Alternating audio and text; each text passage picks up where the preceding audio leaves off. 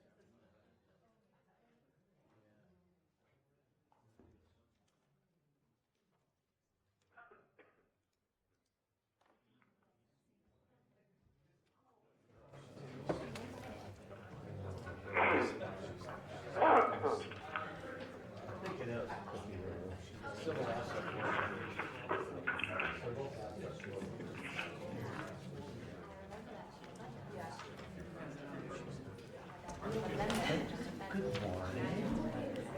How are you? Good. Still got a smile on your face, I love it. So far.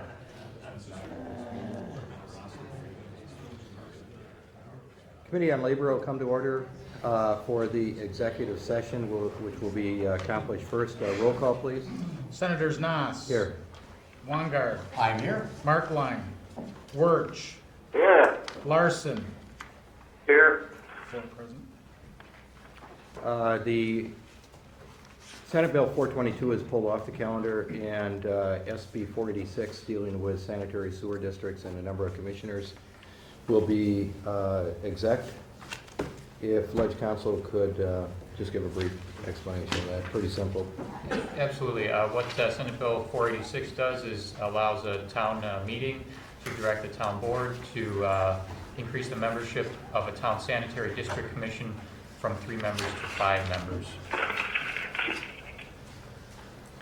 Thank you. Motion to pass Senate Bill 486. So moved. And I will second. Any discussion? Now, roll call, please. Senators Nass. Aye. Wongard. Aye. Wirch. Aye. Larson. Aye. 4-0. 4-0, motion passes. That concludes the executive session. If there are no objections, we'll have the roll stand for the regular hearing. And we will hear SB 521 first. I'm not sure if Representative Craig is here, Representative Talkin is here. I would encourage my testimony I've presented in the essence of time because a number of members have other committee hearings going on and other obligations, in particular when we get to the afternoon. So on all of the bills, if we could be as concise as possible. And other than that, we will proceed. Representative, welcome. Good morning, Chairman Nass and members of the committee. I really appreciate the opportunity to be here today. And I want to thank you for hearing testimony on SB 521. SB 521 is a common sense reform that will help ensure that property rights of Wisconsin citizens are protected by requiring a criminal conviction before forfeiture. Across the nation, public outrage has pushed this reform through state legislatures. Similar laws have been passed in New Mexico, Minnesota, Montana, and North Carolina, while similar proposals have been introduced across the nation. Even the United States Department of Justice has suspended its equitable sharing with local enforcement this last month due to public comments that were highly critical of the practice. SB 521 also provides numerous safeguards to ensure due process, accessible data and reports, and property protections for Wisconsin citizens. These protections include the following. A criminal conviction is required before a forfeiture proceeding can begin. This increases the legal burden of proof from the current standard of reasonable certainty by the greater weight of credible evidence to beyond a reasonable doubt. Proportionality. SB 521 allows for court proceedings to take into consideration the impact of forfeiture of property on the owners and their families. In determining whether to return seized property, the court's allowed to consider 8 factors ranging from the seriousness of the offense, fair market value of the property, or the potential hardship on the family. School funding. Current law creates an incentive to fund various law enforcement programs. These programs should be funded by the normal budgetary process. SB 521 ends this incentive by providing that all property or proceeds go directly to the general school fund. SB 521 provides innocent owners the opportunity to get their property back in a timely manner. It also improves transparency of the forfeiture process to provide easily accessible reports that show the total number of forfeitures, the total amount of money or other property received via forfeiture activity. Law enforcement is required to send yearly reports to the local district attorney's office and the Wisconsin Department of Justice. It also closes the federal loophole. SB 521 reforms the practice of equitable sharing between law enforcement agencies and the federal government. Under current law, local law enforcement could enter into agreements with federal departments and receive between 50 and 70% of the proceeds of the forfeiture. This bill only allows for transferring of property to federal agents under certain conditions. For instance, if it exceeds $50,000, the property was seized in relation to an interstate crime, or property may only be forfeited under federal law. At the heart of this bipartisan legislation is the issue of fairness. To protect property rights of all Wisconsin residents, reforms like SB 521 must be enacted. This bill in no way impacts the ability of law enforcement to crack down on criminal activity. We urge you to support this bill, and after Representative Craig testifies, we'd be happy to take some questions. Thank you. Welcome, Representative. Good morning, Chairman Nass, members of the committee. Thank you for hearing the bill today, SB 521. As we all know, the Fifth Amendment of the Constitution states that no person shall be deprived of life, liberty, or property without due process of law.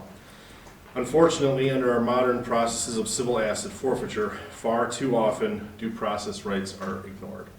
Wisconsin statutes dictate that in forfeiture cases, the burden of proof need only be that, quote, satisfying or convincing to a reasonable certainty by the greater weight of the credible evidence that the property is subject to forfeiture. This standard is far less than probable cause and does not require a conviction prior to forfeiture.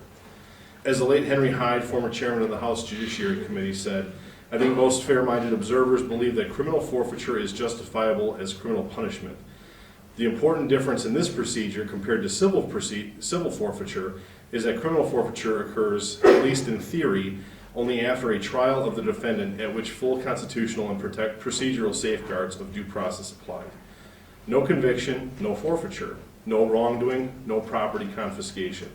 The issue at trial is the individual's misconduct, not the fictional guilt of an inanimate object, as in civil forfeiture cases.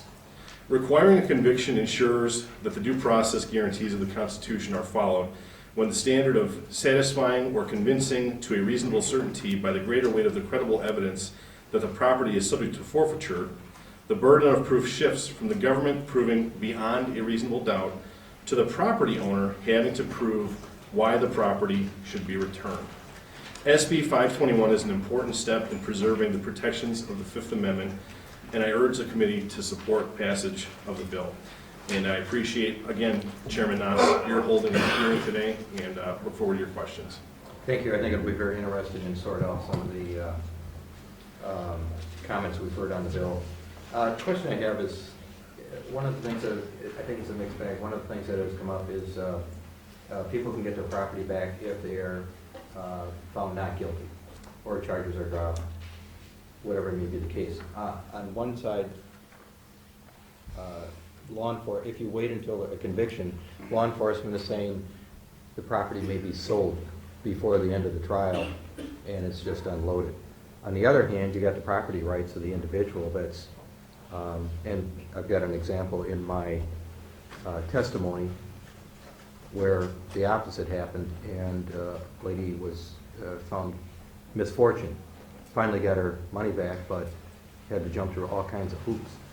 So, any comment on that? Well, I think you're talking about the situation in Brown County, where a lady brought in some money to pay her son's bail when it was confiscated. Yes. And what we're looking with this bill, what we're looking to do is find some balance and make sure that people's private property rights are protected.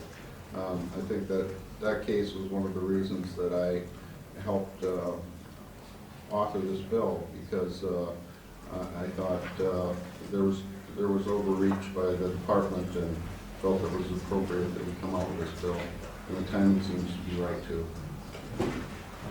And the other question regarding, I ran into an individual law enforcement over the weekend, and this may be changing where they can get a different percentage from the federal government if they, the money under the bill would all go to the common school fund anyway. Correct. So that's almost a moot issue. And the other, what was mentioned is that the federal government, he said, I don't know, and maybe we'll hear it today, is changing that so they are going to keep all the money. There will be no sharing with the federal government. I don't, have you guys heard that? The program was suspended, and yeah, I brought that up in my testimony. That just happened I believe. So for the time being, it may be reintroduced in the future, but for now, it's suspended. Okay, thanks for that clarity. Questions, committee members? Mr. Chair, Yes. Senator Lurch? I'm a co-sponsor on this bill. I think it's one of the best bills that's come through this session. Democrats and Republicans are on this bill. We can all agree that government should not be taking people's private property until there's been due process. And so I would applaud the authors, and I hope we can get this through in this session. Thank you for a great bill. Thank you. Other questions? Senator Wanger? Thank you, sir. I have just a couple of questions here. Specifically, what property would this affect?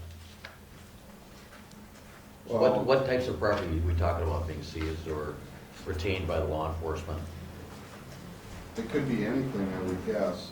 In a lot of cases, I'm sure it's the vehicles. But it could be anything. Property is property. So if the individual that has been charged with the crime but not convicted yet, would they have the ability to sell the vehicle that was confiscated with the drugs and money and stuff that was in the car? Would that be held pending the conviction? It'll be held until it goes before a judge to be able to decide if it's proportional. If it's a $60 drug bust and they want to take somebody's grandmother's car, that's not going to be appropriate. Is that what they're doing now? Well, it's. I just want to make sure that what we're Yeah, stating but here. it's is just an accurate. example. It's just an example. So we have them taking cars right now where there's a $60 Well, we value don't- of drugs in the you're, car. you're gonna have some sheriffs, testify, and I think it's more appropriate you ask them that question. And if I could just say, Senator, I guess a couple different points for maybe the public's consumption. There's a major difference between seizure and forfeiture. So seizure, there's a suspected criminal activity, law enforcement comes in, seizes some property as part of evidence for a trial. Forfeiture is where evidence, or things that have been seized are then sold, and cash proceeds are then dispensed. So major difference between forfeiture and seizure, and one of the problems is, and even as you talk to law enforcement going forward, the statute as it reads right now, regardless of necessarily the application here in Wisconsin, the statute as it reads right now does not require that there's any criminal proceeding that might occur, that a person might not even be charged with a crime, let alone have a trial for the crime that they would have been charged for. So that is a huge incongruence in the letter of our law with the United States Constitution, regardless of how it's applied here in Wisconsin. So if for nothing else, if there's a takeaway for the committee, it's to look at the letter of the law and see how on its face it is totally unconstitutional. And I think, Representative Talkin, who's done the lion's share of the work on this bill, I think he's done a very, very good job to work at length with law enforcement and the different the co-sponsors of the bill, has done a tremendous effort to strike a good balance between making sure that law enforcement can obtain evidence that's crucial in a suspected crime situation. Proper protections are in place, but people's individual constitutional rights are protected. And that's what I was, focusing on. I don't want to see property going back to people that are the bad actors, before the process works itself through. I agree there needs to be a process. I'm a process person, and I want to make sure that process works so that it doesn't take away the rights of the victim that gets victimized the second time by having a loss of that property that they should have. But I just wanted to make sure that we're not looking at giving something back to the drug dealer, on a technicality either, Yep. so they can continue to function in the community either. So that was my Absolutely. main concern. So I'm glad you guys addressed that. Thank you. Thanks. Yeah, that'll be good to sort out as we go forward and what is confiscated. There's a county that I represent, and there was a young man under 18, had two or three marijuana plants in his car, and the car was grabbed. And it was kind of hellish getting everything squared away. He finally did, and it was his only time he ever got in trouble. Just a straight shooter. Again, He probably will never do it again, but, so his car went bye-bye. He got it back, but it was a lot of money and challenging to get it back. And he's got a clean sweep now, he's good to go, and just unfortunate situation. Other questions? Thank you, gentlemen. for your testimony. Thank you, appreciate the opportunity. Next to testify, speaking against Sheriff Ron Kramer from Eau Claire, Badger Sheriff's, Wisconsin Sheriff's Deputy Sheriff, and Katie McDermott, Wisconsin Sheriff's Deputy Sheriff's Association, also speaking against. Thank you. Thank you. Sorry, sometimes I Oh, it's okay. try to decipher. Well, thank you, committee members, for having us today. My name is Katie McDermott. I represent the Wisconsin Sheriff's and Deputy Sheriff's Association. Along with, I'm here today with Sheriff Kramer at Butler County, who's going to provide the bulk of the testimony. We did distribute a memo on behalf of all the law enforcement groups opposed to this bill, and feel that this will really undermine the asset forfeiture process right now in Wisconsin. So I'm going to give it over to Sheriff Kramer, who's an expert on this, and take it from there. Good morning, Good morning. committee. Sheriff Ron Kramer, Eau Claire County. Had a wonderful drive to Madison this morning. Roads were in nice condition. I come here with 40 years of law enforcement experience, and 20 of them working in the area of narcotics and narcotics investigations. I bring to the committee experience in both the federal system and the state system. In earlier testimony by Representative Tauken and Craig, the two cases were cited. One was a federal case and the other was a state forfeiture, and I'll get into that. I'm here this morning to testify against the bill SB 521 as written. Current statutes provide many safeguards when it comes to the forfeiture of property. The bill does have fiscal impact to state, local officials, as well as our local taxpayers.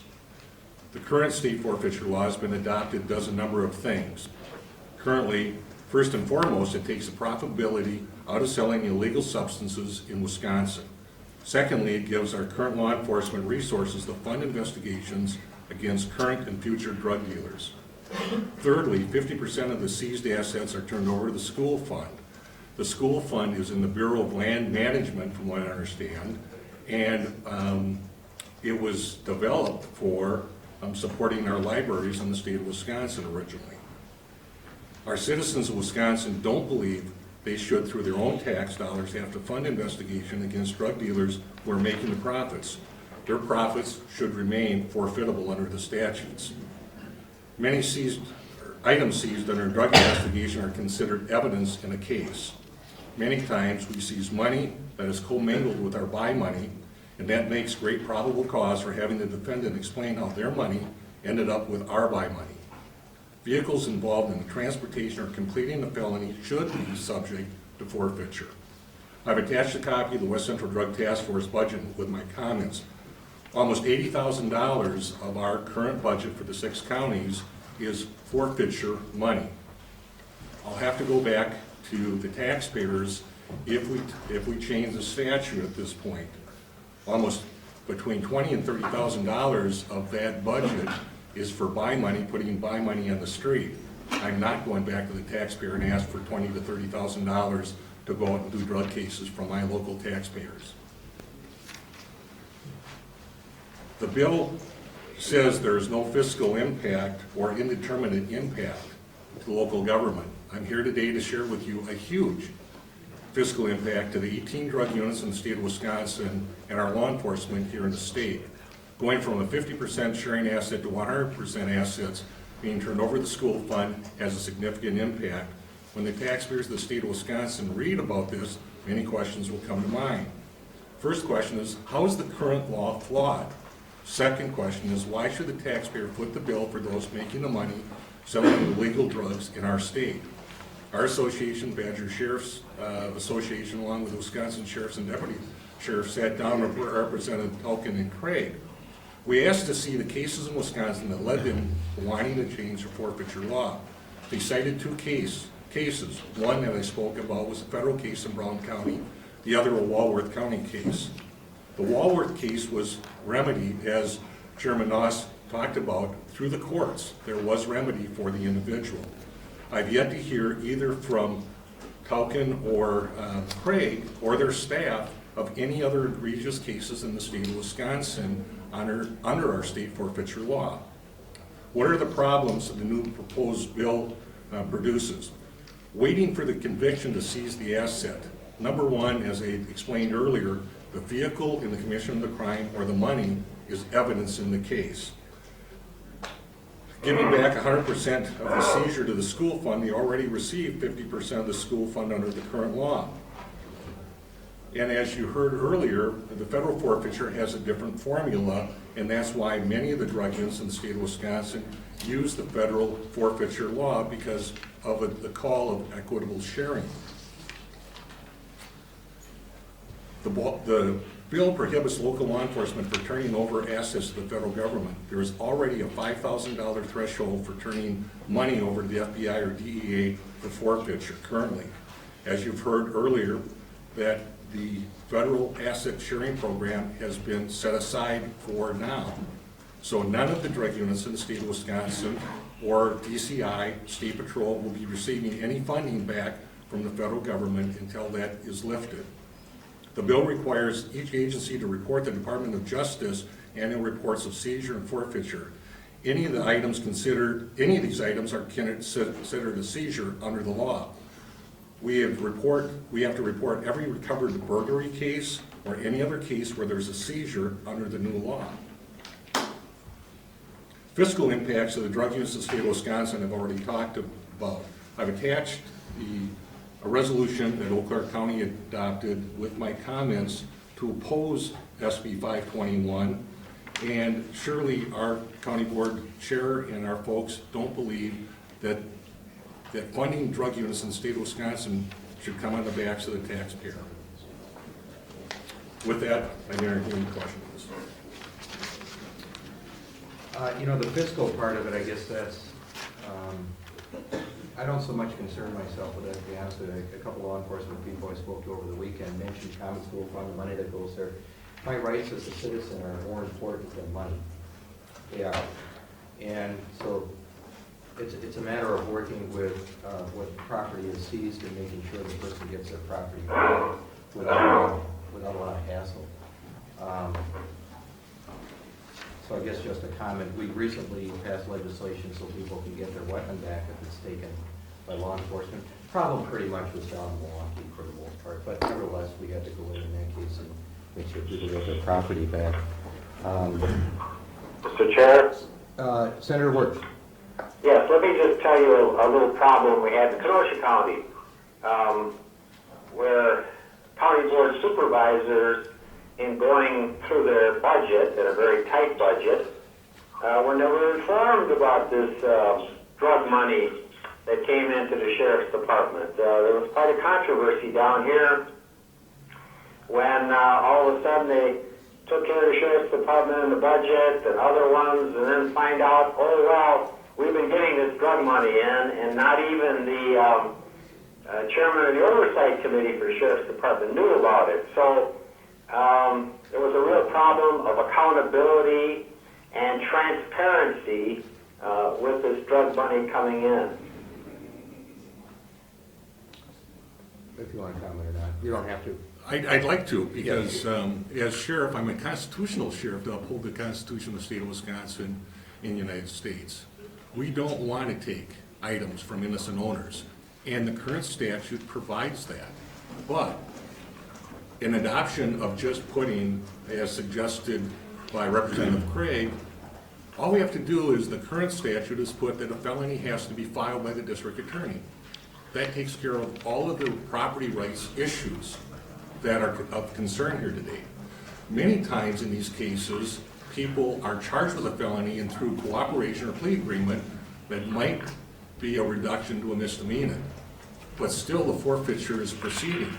The people upon arrest have, on a felony, there's 10 days to have a probable cause hearing in front of the judge, and the innocent owner actually can file with the court and put that in front of the criminal proceeding at this point. So they got two kicks of the cat. The defense has two kicks of the cat to find out what your case in chief already has. This bill has been around for 20 years, and this is the first we've heard of innocent owner concern.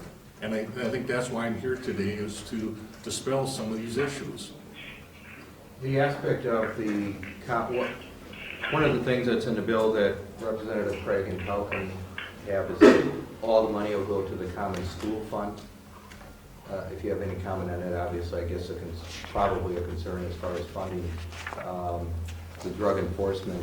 And the reason they did that is so that there wouldn't be, in some cases, an incentive to take property knowing they're going to get a portion of that for their drug enforcement units. They just wanted law enforcement, just if there's a bad guy out there and you take their property, okay, and in the end, that money will go to the common school fund. Without this $80,000 forfeiture fund each year, I wrap up our drug unit, unless our counties and municipalities kick in proportionate money to fund this, or the state funds the 18 drug units in the state of Wisconsin to the levels we're currently here. Otherwise, what you'll see is human services, we have a considerable meth problem up in our area. Now we're starting to see heroin. So without those drug investigators, we're going to have more social problems out there unless we can keep these drug units funded adequately. That's my problem.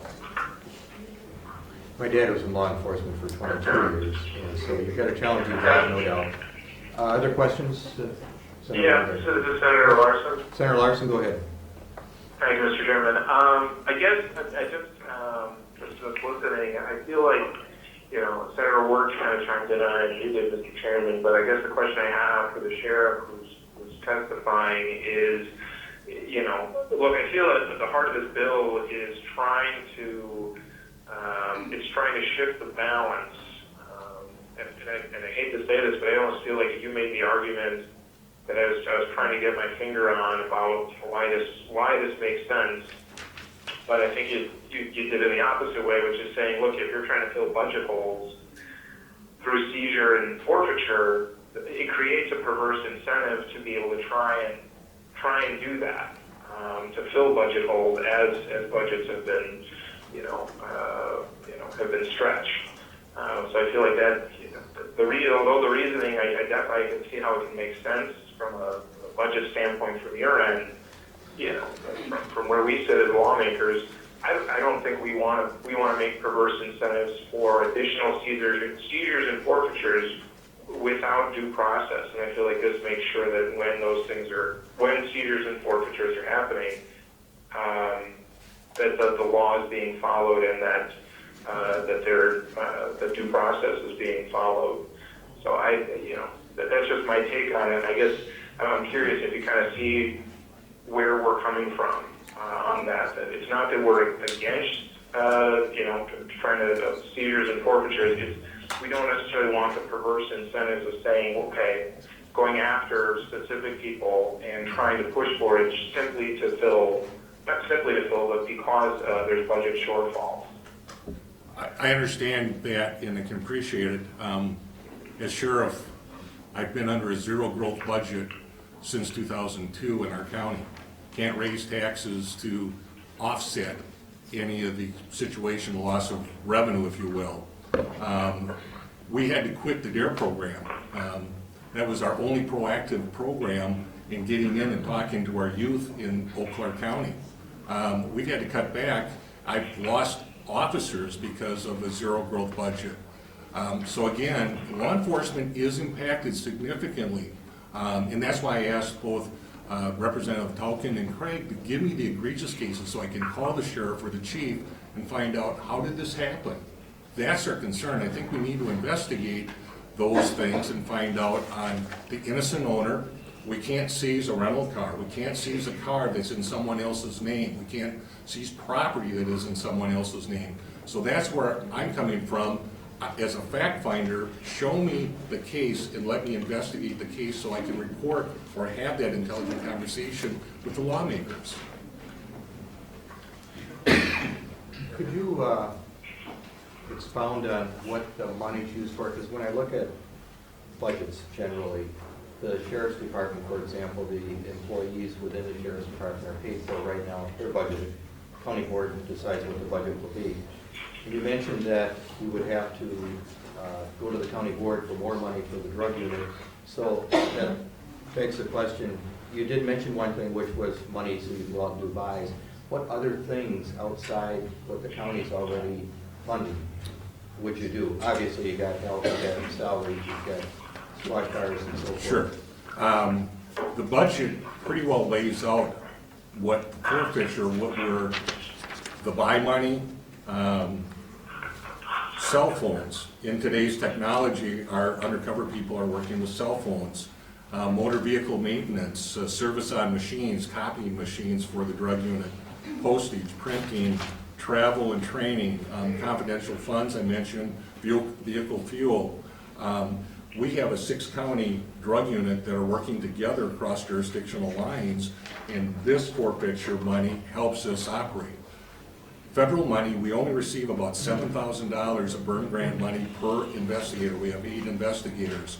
That was a lot higher in years past, where we probably received $21,000 from burn grant offsetting the wages of drug investigations. All of our investigators work under the umbrella of West Central Drug Task Force, and all assets are shared. So our district attorney, before we're going to file a civil forfeiture on a car or money, there's got to be a felony in his office for him to file. And that's why I say that's the important part about innocent owner and the protection of property rights of innocent people in the state of Wisconsin. The current law doesn't take much to change it and make it applicable.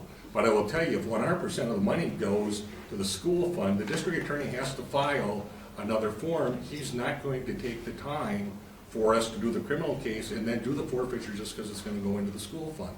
The school fund will not get the money that they're currently receiving. More equitable would be the 80-20 split, where it's currently in the federal government and the state would see more money in there. Okay, thank you. And for members, there's, I didn't realize that, you have a sheet with your testimony. Yes. Thank you. That helps to clarify that. Senator Longer? Thank you, Mr. Chair. Well, thank you for your testimony today. Been there, done this. In my younger days, making buys, etc. And thank you for that. Until they figured out too many people knew me in the community, and we weren't swapping at that point between counties, so it was kind of a challenge. But my question is the funding issue.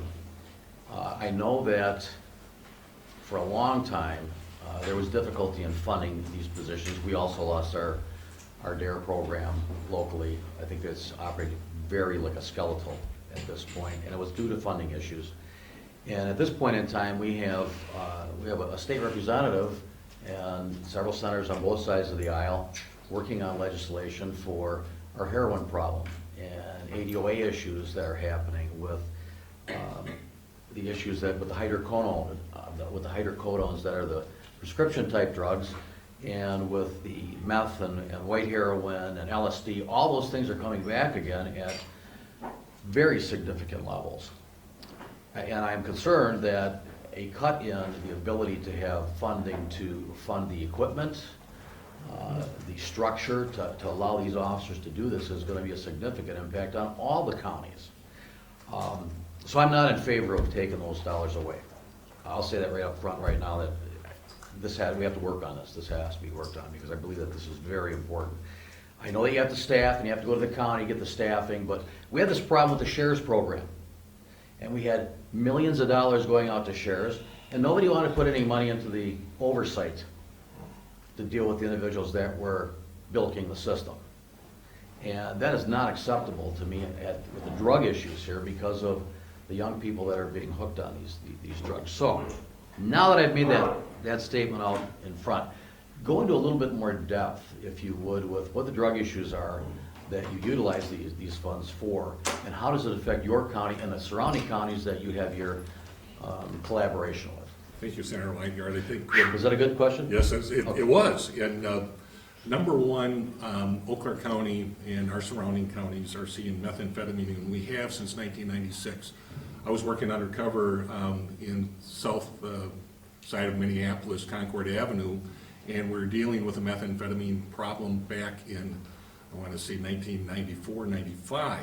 It came into western Wisconsin through St. Croix County, Pierce County, and we started seeing people placed in front of trains, deaths, unusual deaths, that investigators had to work homicide cases on, and they're all drug related. I will tell you that probably 80% of our criminal activity in Eau Claire County goes around of the use and abuse of drugs, because the people in methamphetamine are stealing, shoplifting, turning it into secondary stores to get money. They're taking catalytic converters off of cars, going to junkyards, they're scrapping. So they know where to get money from. They're taking they're taking lightning rods off from places that make it unsafe for workers around, in and around those facilities to work. They're stealing copper off from air conditioning to make money. It's a scourge out there, and I've got 8 people, and with methamphetamine, when I was working methamphetamine cases, I couldn't keep up with the guys that were trying to track.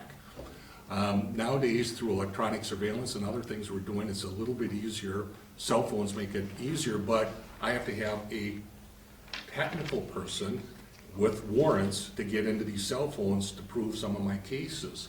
So the cost of doing a case is extensive for us, and we spend a lot of time. We just don't go out and buy one time from an individual, buy several times to make sure that they are involved in the criminal activity. And I have, in my drug career, have yet to have anybody come and say, you took my car illegally, I'm the owner of the vehicle. Well, I had them bring in the title to show me the title of the car. It was sold, it wasn't signed off from, and the car was returned. So again, with marijuana, we're starting to see large-scale marijuana operations from other, quote, legal states make its way into Wisconsin. And we've got one going on that the FBI and IRS and everybody else is involved because we have 2 local businessmen that have been footing the bill for it, and we're looking at the aspect of, did they use their business as a front for purchasing marijuana from another state and bringing it here? The state of Washington, what the concern for me as a sheriff is, they're starting to see more THC content in fatalities in the legal states now, and we don't even know how to cope with it with alcohol in our state of Wisconsin. We've done a lot of campaigns. I sit down and listen to substance abuser, how did you get started? And the start was with marijuana, and then it goes into cocaine, heroin. And many of the people that I arrested are still being arrested today. Prison doesn't make any difference to some of these people, but the forfeiture of us taking their car or their money had greater impact than the prison sentence. And that's coming from the individual. Okay, so let me just really a question here. I'm cruising along and I've got a substantial amount of marijuana. Let's say I have a pound. And I'm cruising along and the car that I'm driving is a leased car, so I don't own it. Mm-hmm. And we're cruising along, I get stopped, and you guys see the marijuana sitting on the seat because I'm high. What's the process for that car? It's off limits And can you explain why? because someone else has ownership. Even if, Senator, it was in your brother's name, it's off limits. Unless your brother, we can show, and the preponderance of the evidence is on us, to show that your brother knew that that marijuana was in your car, or that car. So the car would be seized.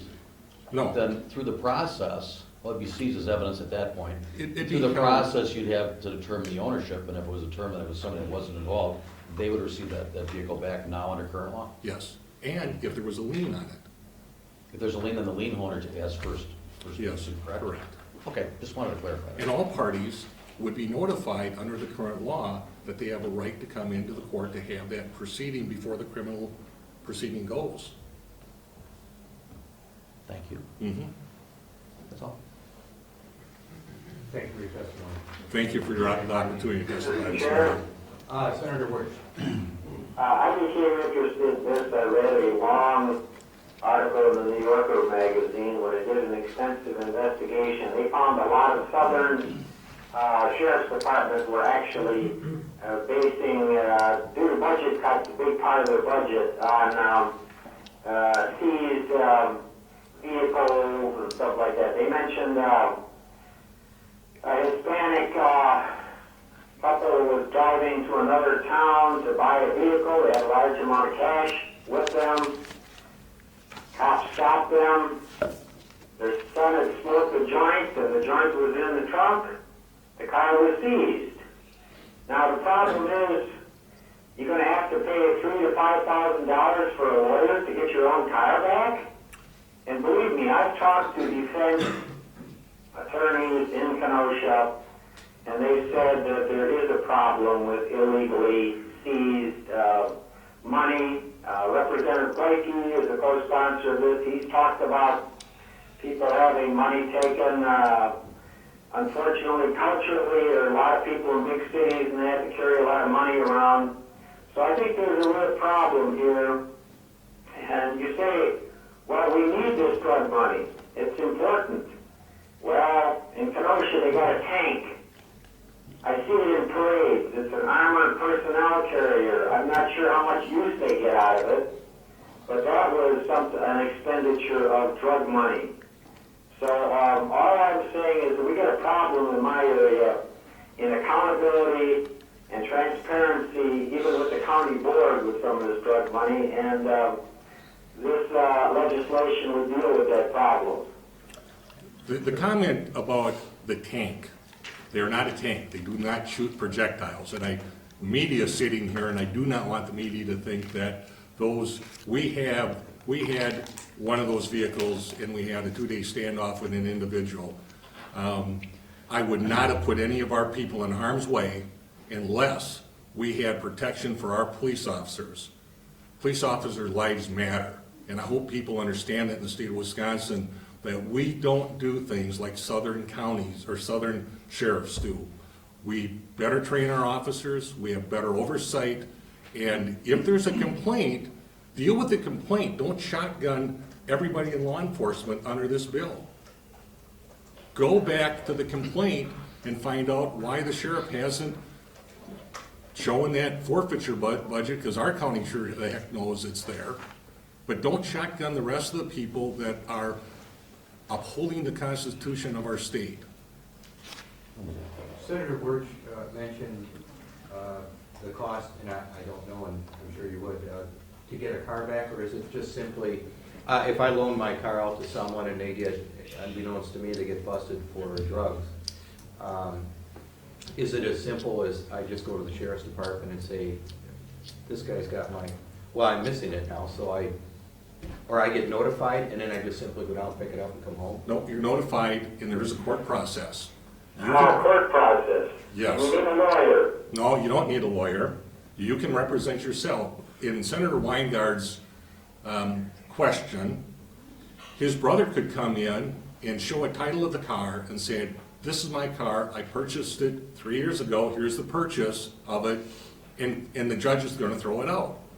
And we wouldn't seize a car for a joint in the car. It's got to be a felony level case, or our DA will not pursue these types of cases because of innocent owner or the misdemeanor type cases that you know, we're not looking at those people that are charged with a misdemeanor to take money and property from. It's the felons, the people that are dealing drugs in this state. Senator Weingart. Well, I just wanted to make a comment also about the quote-unquote tank situation. We have one of those armored personnel carriers up in Racine, had it for about probably 15 years now. Kenosha just got theirs. It's a little bigger than the one that they had in Racine. But as a member of the SWAT team, on the crisis and hostage negotiation team, it was very nice to have that vehicle to be able to pull up to a building, throw a telephone through the window to be able to get a conversation with the people that were being held inside, or the individual holding people inside, without having to put our officers in harm's way. So bringing up that comment and what they're using it for, I really do believe that, you know, the items that are purchased, it's not secretive. The department tells the county board, at least when I served on our county board and was on the safety committee, chaired that committee, they were very transparent with what they had and how they used it, with the exception of maybe some ways that they use the computer to track people, and that's in their training, etc. But to just throw that out and say that they're buying tanks, that's not accurate. This is about furnishing law enforcement with the tools necessary to be able to complete their task and reduce the use of drugs in our communities. This is huge, and I think that we really have to look at the funding source here, and there needs to be some I would say, some work on this area. So that's all I can say. Mr. Chair, let me comment on that. My good friend Senator Van Wangard was on the county board. I was on the county board, and I will refer him to a series. Since he represents Kenosha County now, I'll refer him to a series of articles in the Kenosha News where county board supervisors were not aware of drug expenditures or the money, amount of money coming in. Well, they should have been, and let's just make it clear that you were on the Kenosha County Board years ago. I was on the Racine County Board. Right. We talked to our sheriff. Thank you, Sheriff. Anything else? No, I will put this olive branch out to any of our representatives or any senator. My number is on there. Please call me if you have any questions, because this has a huge impact to our state and the safety of our citizens. And I'm willing to travel any point, pick up the phone and talk with you folks. Thank you very much. Okay, thank you for your enlightening testimony. Next to testify, Timothy Dake, Wisconsin Grandsons of Liberty, speaking in favor, followed by Scott Parker.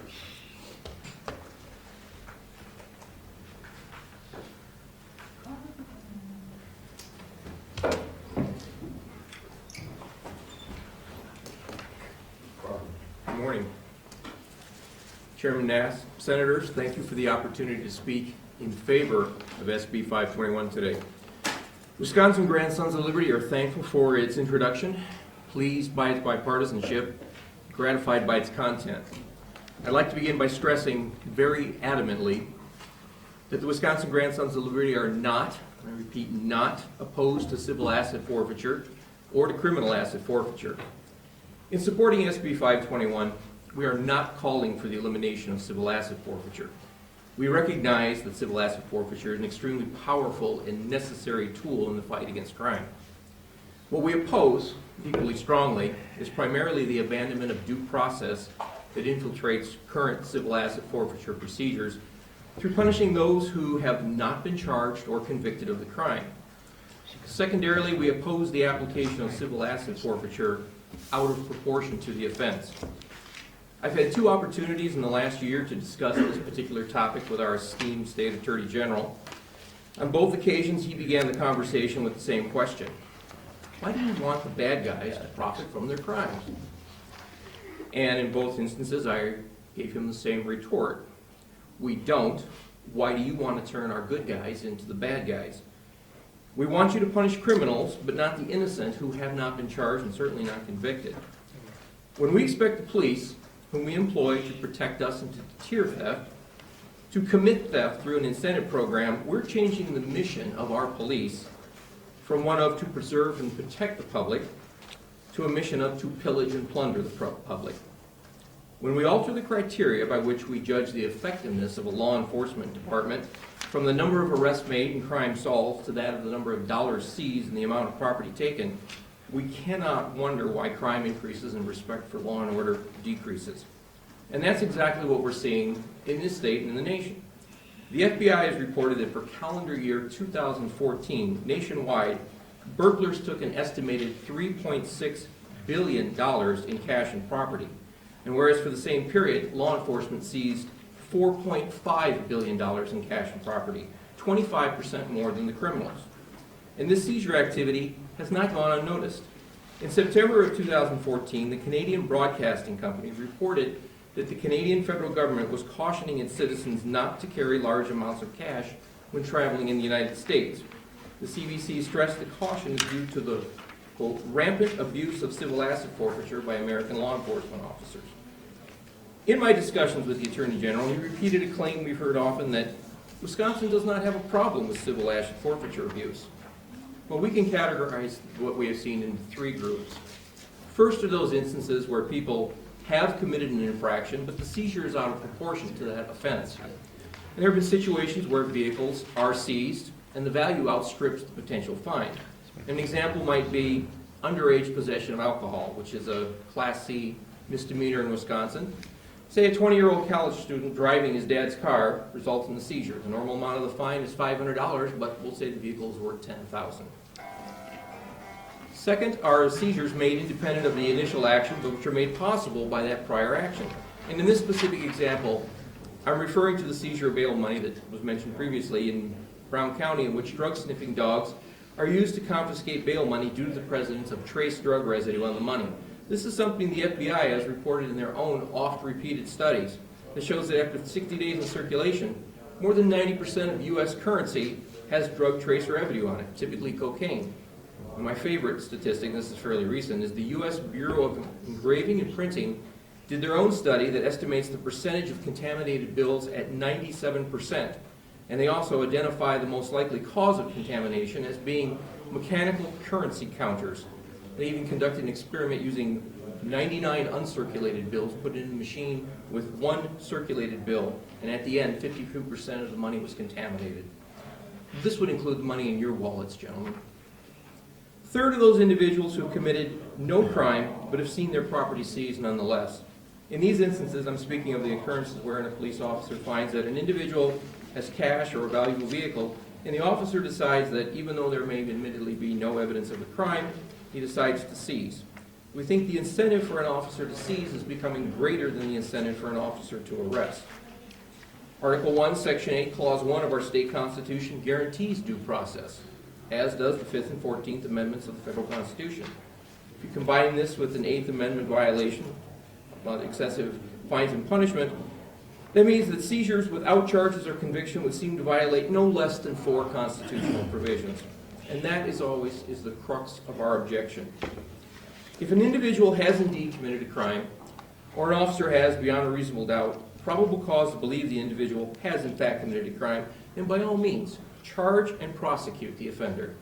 And if a conviction is obtained, then seize away, but not until a conviction is made. The presumption of being innocent until proven guilty is a well-established foundational principle in our legal system. I'd also like to caution that no one is immune from the possibility of the abuse of their constitutional rights through civil asset forfeiture. And I will venture outside of Wisconsin for one example. In 2014 in Caddo County, Oklahoma, the Sheriff's Department seized a truck belonging to a landscape company that was owned by Stephen Mills, who was also the chief of police of the city of Apache, Oklahoma. After a 6-month battle with the Sheriff's Department in which they threatened to seize all of the chief's company and to start an investigation of his entire police department unless he relinquished the rights to the truck, Chief Mills decided to take his case to the court of public opinion through the Tulsa newspapers and television stations, after which the Sheriff's Department backed off and returned the chief's truck the next day.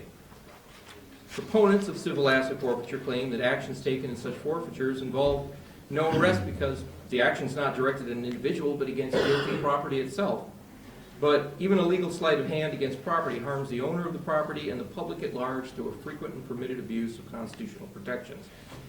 And some police departments nationwide have stated that they need civil asset forfeiture to carry out and fund their work. But in pursuit of those funds, we fear that they're shifting and devoting resources from crime fighting to fundraising, making civil asset forfeiture an unrestrained, unaccountable, and unauthorized revenue generation and spending. The effects on the police department we find disturbing. Their budgetary priorities change as they're now driven by a perverse profit motive.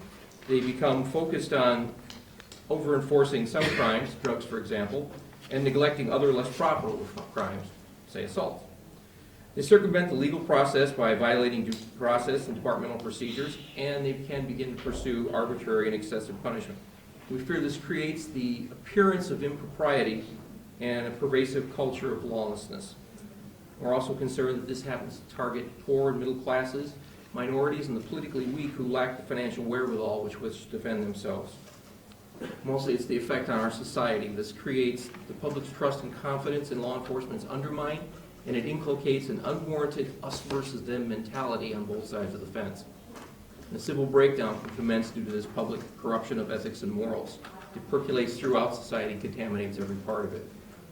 I want to reiterate again, our position is not one of opposing the police or denying them the tools essential to fight crime.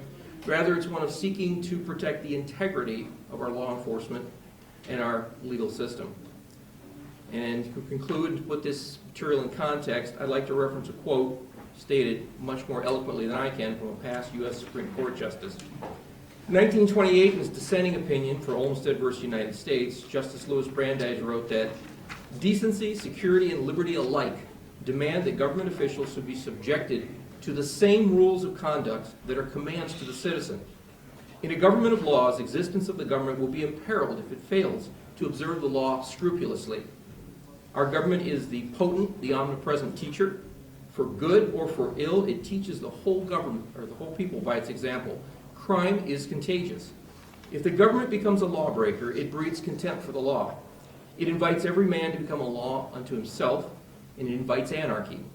To declare that in the administration of the criminal law, the end justifies the means, to declare that government may commit crimes in order to secure the conviction of a private criminal, will bring a terrible retribution.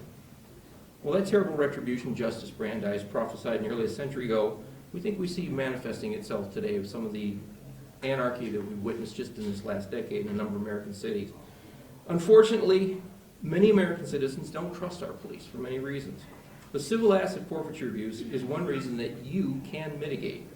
Reforming civil asset forfeiture in Wisconsin can help keep that kind of mayhem out of our state and preserve Wisconsin citizens' respect for and adherence to our laws. The bottom line is we are asking you not to turn our good guys into the bad guys. SB 521 does this, and it protects the constitutional rights of the citizens, preserves the dignity of our law enforcement professionals, and it's why Wisconsin Grandsons Liberty supports the bill and asks that you approve SB 521. And again, gentlemen, thank you for the time. Thank you. I'll have to circle back with the Whitewater case in my hometown.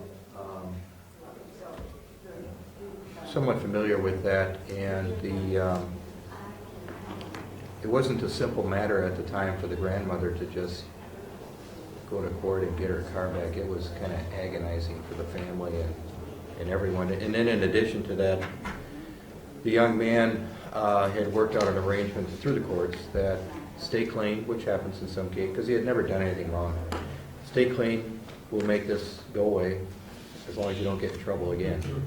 He had to go back because somebody dropped the ball and it still hung out there. And it did end up getting cleared up, but it was not as simple as, and maybe that's an exception, I don't know, but I will have to circle back on that and look at more of the detail on what happened. Questions from committee members? Thank you very much for your testimony.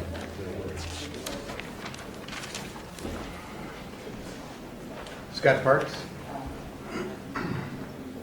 Badger State Sheriff's speaking against, followed by Chris Hammond.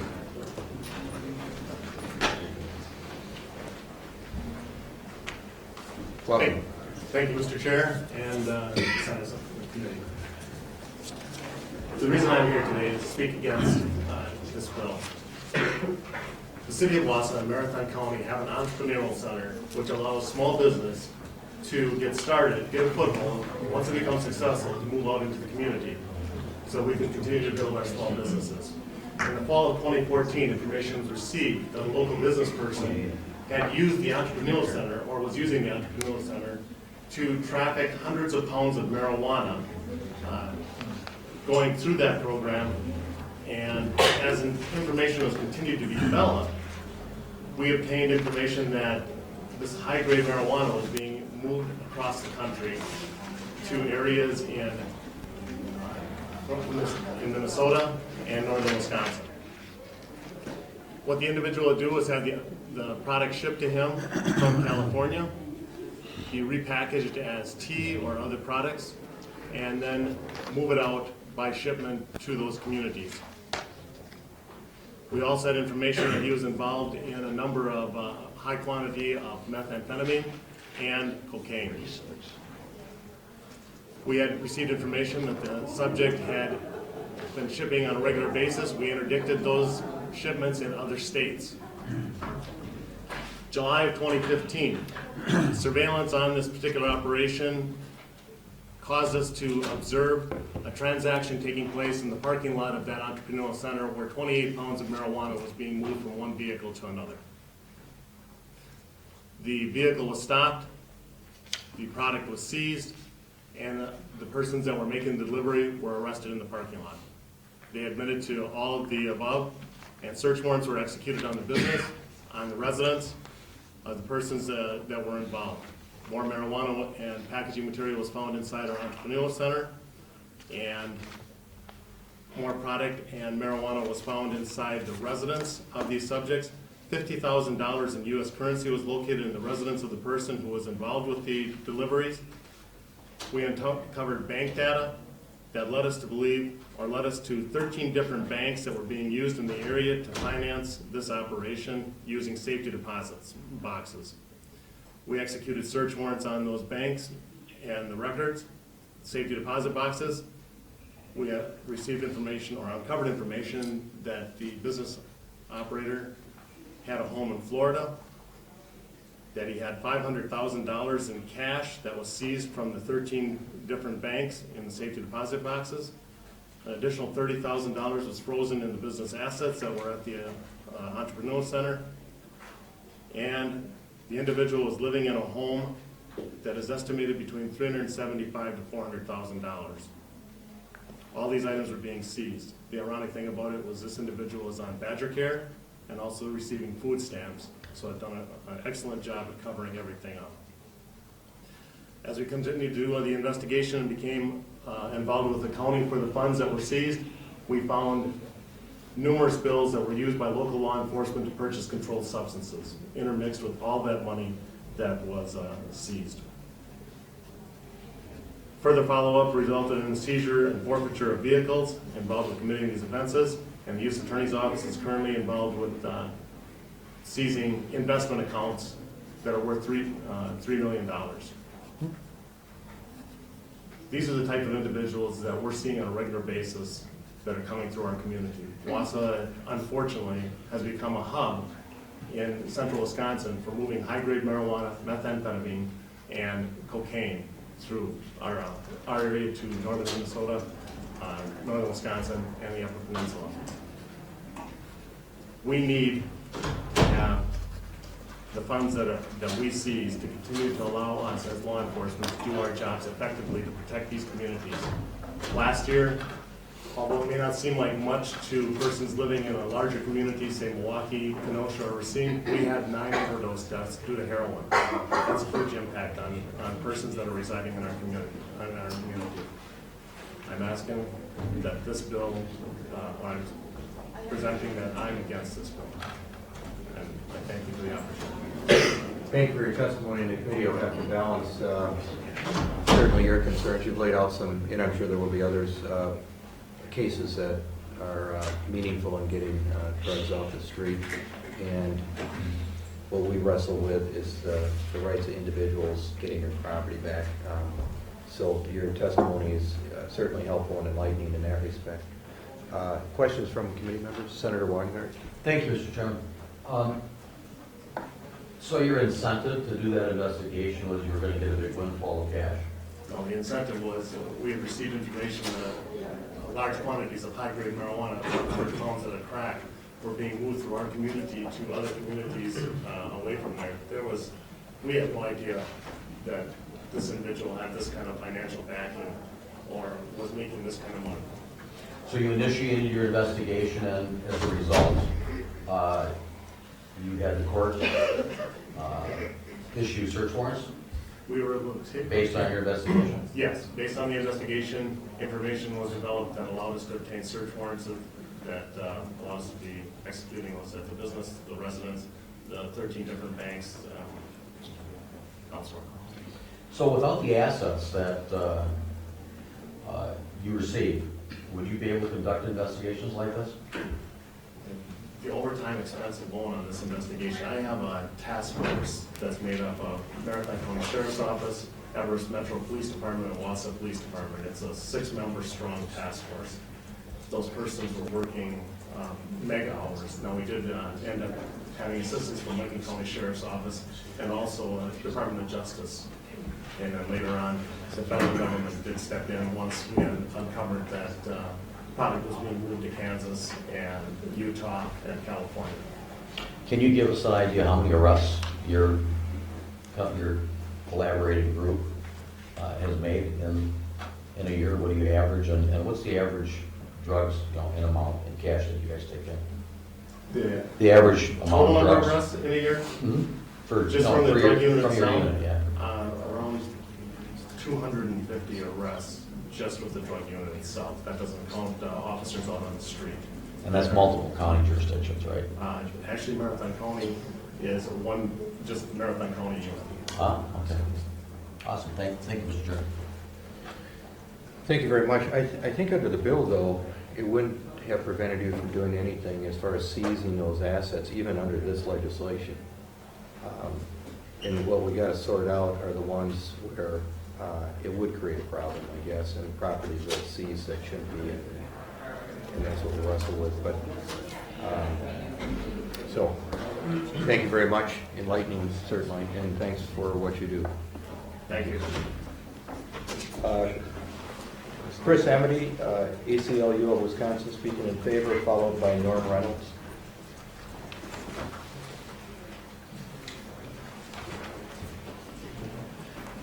Good morning, Senators. I'm Chris Amity. I'm the Executive Director of the ACLU of Wisconsin. The ACLU across the country is working on the issue of civil asset forfeiture reform, played a role in New Mexico when they tried to reform their laws, and ultimately Governor Martinez signed that bill. And here in Wisconsin, ACLU is very much interested in civil asset forfeiture reform. And I should let you know that we've entered into a partnership, if you will, with the Grandsons of Liberty on this issue, because it's really something that is impacting and concerning people across the political spectrum. And so we've actually done programs together and traveled up to Brown County and to Eau Claire. We didn't get to see the sheriff when we were in Eau Claire, but people are concerned about this because they're concerned about property rights and due process rights. As we've heard before, you know, several constitutional amendments are implicated by this. But given the testimony so far today, instead of repeating concerns about those constitutional rights which were laid out by Mr. Dake, I'm going to respond to some of the hyperbole that we've had from law enforcement about this. This is about civil asset forfeiture reform that we're talking about. We're not talking about the whole war on drugs, even though, of course, civil asset forfeiture, a medieval concept, a concept in medieval law, really came into its own in the 70s, 80s with the war on drugs. And of course, the war on drugs is continuing, and we have debates about how effective it is and whether it's been a good use of our law enforcement resources versus public health resources. We're talking about protecting the rights of individuals to due process. Criminals who are convicted, you know, they get due process, no problem with punishing them appropriately. But what you've got here is situations, and I don't know exactly the contour of the situations, where ordinary people are being impacted. College students, poor people, people of Mexican heritage, ordinary people across the board. Sheriff Parks' testimony about that drug kingpin, if you will, in Marathon County was very interesting. But civil asset forfeiture really doesn't impact drug kingpins as much as it does ordinary people. You know, except for the funding issue, it's hard to see how civil asset forfeiture is really a tool in the war on drugs. I've got here, we don't know exactly what the impact is, and Sheriff Kramer has asked us first, show us the egregious cases. We do know that up till now, Wisconsin law enforcement has really gone for the federal equitable sharing program. Between 2000 and 2013, $51 million came back to Wisconsin under the federal equitable sharing program. And I think the reason that they did that, not because it was more flexible or they like working with the feds, is because the percentage of money that they get to keep is higher. Under the federal equitable sharing program, they get to keep 80%. Under the state system, they get to keep 50 or 70%, depending on the amount of money that's been seized. But now, of course, there's bipartisan opposition to the federal program, and in Congress, there's real concerns about the federal equitable sharing program. Congressman Sensenbrenner is an opponent to aspects of it. Then we had Attorney General Holder come out last summer, I guess it was, last spring, opposing adoptions, the system where law enforcement can take their case and shift it into the federal system to get that higher percentage. And now, because the Congress has defunded the program, parts of it, to the tune of $1.2 billion, the Attorney General has suspended payments on the Federal Equitable Sharing Program, and who knows when, if ever, we get back to that. So local law enforcement really is facing a conundrum here. They haven't used the state civil asset forfeiture program as much as the federal program, but that's not to say that the law that we're addressing today hasn't been used and hasn't been popular. Here's a list that we've got from the Board of Commissioners of Public Lands for civil asset forfeiture of the state system 2011-2015. And there's just list after list after list listed. And you'll see that the average amount that's taken, it's not $2 million homes in Wausau. It's $500, it's $1,000. It's smaller amounts, so that we've got hundreds of seizures going on over this time period by local law enforcement. And it's not fighting drug kingpins, it's impacting the guy who got his tax refund and has a couple $1,000 in his pocket, gets picked up by the Milwaukee police, they seize the money, never actually end up charging him with a crime. They did conduct an illegal strip search on him, but never charged him with a crime, and he had to get an attorney and fight like crazy to get that money back. The bill rightly says that you can't forfeit the money unless there's a conviction. And, you know, I hope that we're not saying that just because it's, you can't seize and forfeit the property because it's owned by somebody's brother or owned by a rental car company. You know, I hope we're not saying that that's proper. So there's got to be a conviction down the road. But what about the cases where there's a seizure and harm occurs to innocent owners and people who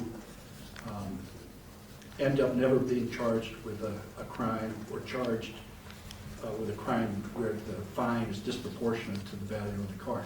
Something's got to be done earlier on in the system. There was a deficiency in the current law, and I think that the authors of this bill have got a reasonable way to handle that, where people can go in after the property is seized, but before its forfeiture, and start a process to get that back. So this really takes care of a number of areas that need improvement in the current law. And also, it going through this process really points out how if somebody tells you that they know everything there is about the state asset forfeiture program in terms of which departments are getting which money for what purposes and all that, I'd be dubious, because record keeping, reporting is so poor that we can only speculate about the problem. We know there's a problem, but and we should address the issues because of that problem. But the bill takes a position on record keeping and reporting that's really pretty moderate. It shouldn't be burdensome to law enforcement and local officials like your corporation counsel or whomever to report to the DA, report to the Department of Justice how much activity is going on in their counties. We don't know that yet. So this is a very key component of the bill, and ACLU's really like to see that kept in the bill. So at this time, I'd be happy to answer or try to answer any of your questions.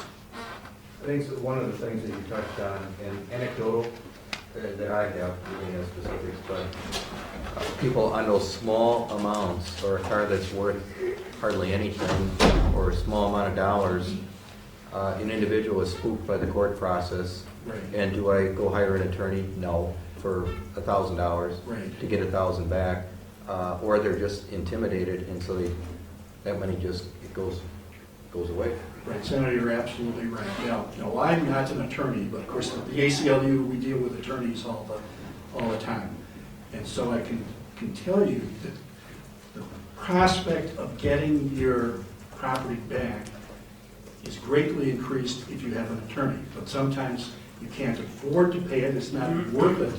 You know, you'd end up paying the attorney more than your car or property is worth. And, you know, also, sometimes people have got multiple problems and that they've got to deal with. And this hassle, unfortunately, is one where their rights are abused and they just have to take it. But ACLU, Grandsons of Liberty, we don't think that citizens should just have to take it when they're being, I have to watch my language here, when they're being abused by a government unit. It's that occasionally, at least, seems more interested in the money than in the crime. Any other questions? Questions from the committee, Senator Weiner? Mr. Chair, Go ahead, Senator Weiner. I'd just like to back up the chair's comments and the person that's testifying. In Kenosha, I've talked to a couple of defense attorneys, and they've talked about, on several occasions, they've had complaints about people being stopped. They had cash in their pockets, and they had to give up that cash, and they couldn't afford an attorney. I talked to Representative Goike in Milwaukee, and he's an attorney, and he mentioned the same problems there. So this happens all over the state, and we have to put a stop to this practice. You can see why people have lost their trust in government when they have one of these incidents with the police. Thank you. Senator Weiner. Thank you for your testimony. I just want to clear up a couple things. The case that you stated in Milwaukee where the person got the tax return was stopped. Right. They confiscated his money, they did a strip search. Where was he taken? Was he taken to jail?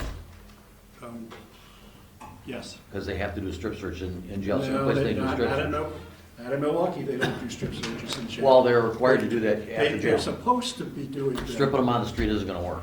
They need authorization from a supervisor to do a strip search on the street.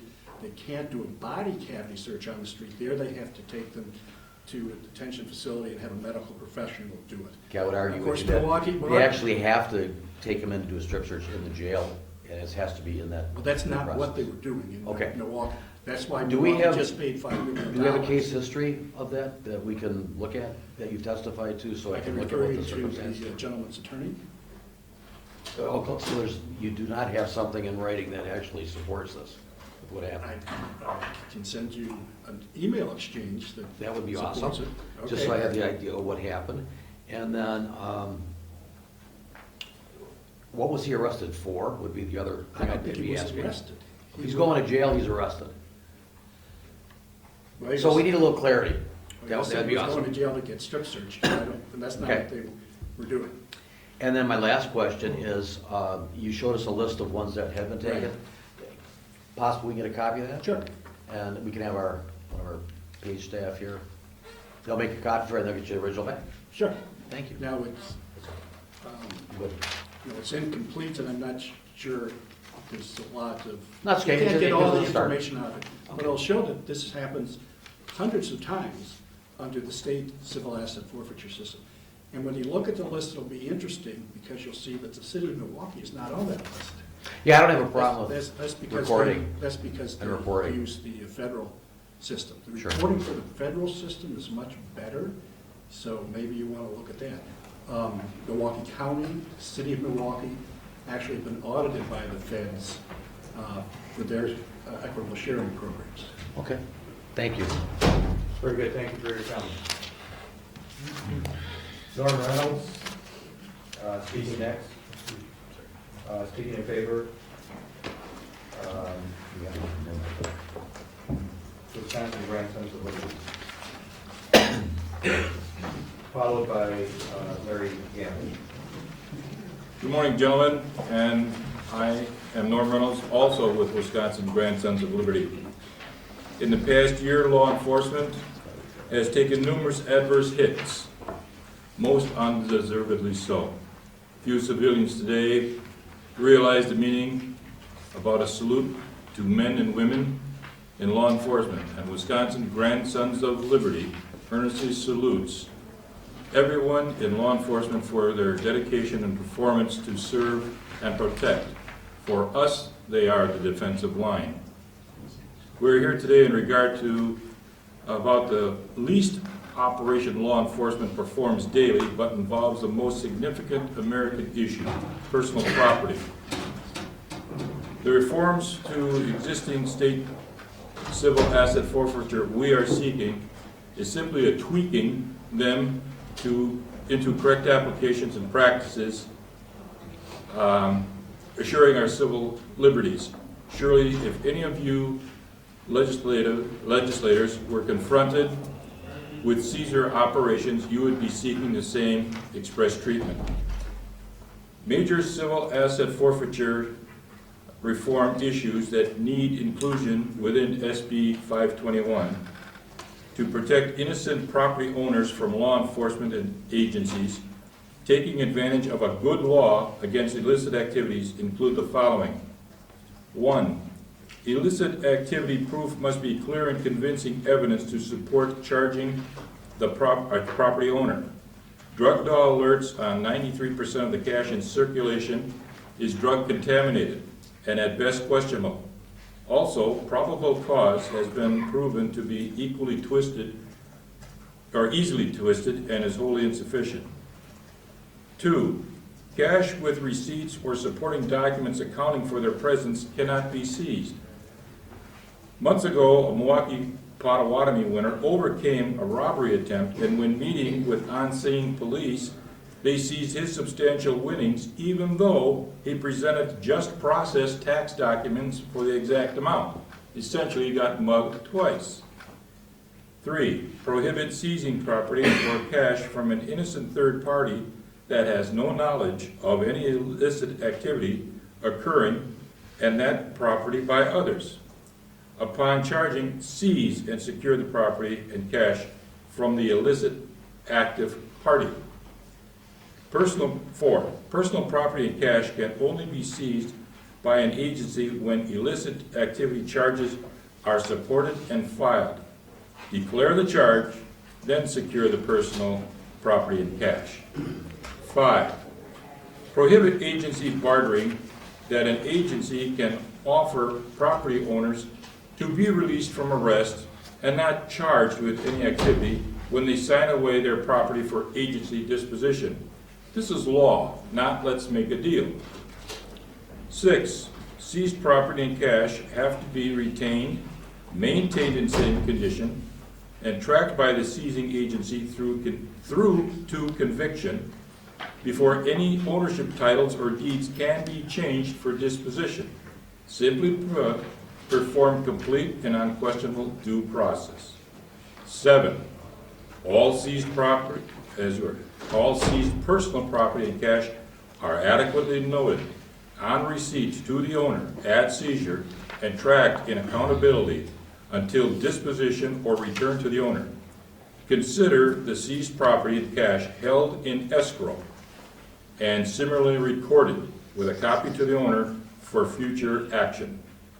When charges are dropped or there is no conviction, all seized personal property and full cash amount has to be immediately returned to the owner by the same seizing agency and not have to go through any court involvement. If one can seize it, they can timely return it. It's just that simple. 10. All seized personal property description and value and cash is to be accounted for and the disposition in the agency annual report and made available for tracking in case duration. Complete the transparency motive in recording, reporting, and categorizing seized property and cash disposition in annual reports. 11, the state should eliminate the state and federal equitable sharing program that hinders state practices to protect the innocent property owner and actually promotes participating agency profit motives. Our state, county, and municipal agencies should use the laws to serve and protect. Thank you for the opportunity to present these comments. Thank you. Just a curiosity question. The Potawatomi winner, did they get their money back? Eventually, or from what I've been told. I've only been briefly told that I haven't seen a written document, but it made enough of a noise to where it was dispatched. Questions from the committee? Been good. Thank you for your Thank you very much, gentlemen. Thank you for your testimony. Larry Gamble, Wisconsin Grandsons of Liberty, speaking in favor. And the final person to testify on this piece of legislation. Welcome. Thank you, Senator. Chairman Nass, Senators, appreciate this opportunity to speak in favor of SB 521 today. I will abbreviate a little bit from the written testimony that's provided because some topics are already covered. One thing I want to reiterate, though, is we're not calling for the elimination of criminal asset forfeiture, and we've heard some great examples. The gentleman from Badger State Sheriff, that's a perfect textbook type example of criminal investigation resulting in proper forfeiture. But what we do oppose is forfeitures which results from people never being charged with a crime, not being convicted with a crime, but they're still losing their personal property. Effective and proper civil asset forfeiture require that charging and convicting of a crime that carries forfeiture as a penalty, and then the penalty's got to be in proportion to the final monetary values imposed upon the person convicted of the crime. If the evidence doesn't lead to charges and a conviction, then that person's property should be immediately and automatically returned. Secondly, the use of civil forfeiture, it shouldn't create incentives that lead to abuse by local and state law enforcement if they stand to reap a financial windfall from the forfeiture process. Equally important and currently lacking in Wisconsin is a transparency requirement, mandatory reporting and tracking of what forfeiture actions are happening. It's this egregious reputation in modern civil asset forfeiture that creates the animosities between law enforcement and civilian population in the way it's applied. And I'll focus mainly on cash because in the 2 years I've followed this, that seems to be the biggest heartburn people have in the forfeiture process. Because there's a big difference in people's personal rights and property rights. Because that person's entitled to certain constitutional protections. But when it comes to your cash or property, the police merely need a suspicion, usually with cash, that it's involved with or is the proceeds of illicit activity, and they can seize it. Specifically, our modern judicial process separates the person from the property and forces each into its own channel in the judicial process. Regarding carrying cash, this turns innocent people into a suspected criminal just because they happen to carry a large amount of cash. As we heard earlier, independent studies have shown most paper currency in circulation will have trace amounts of drugs. So this means a canine unit has an unfair advantage when encountering a person carrying cash. Yet this alert by a police dog can be the only reason an officer has reason to suspect illicit activity and seize your savings or your hard-earned money. In 2 years following this use, I have yet to find a defined amount that sets the lower limit for what's considered an unreasonably large amount of cash to be carrying. The overriding point here is that the individual and their property get separated in the judicial process. And for the person to defend their property, it's a significant personal expense, whether it's needing to hire a lawyer or taking the time to make that court appearance. And because of this expense, it's not uncommon for the victim to forfeit the property rather than incur the expense of defending it. So this makes it easier to lose your property rather than fight for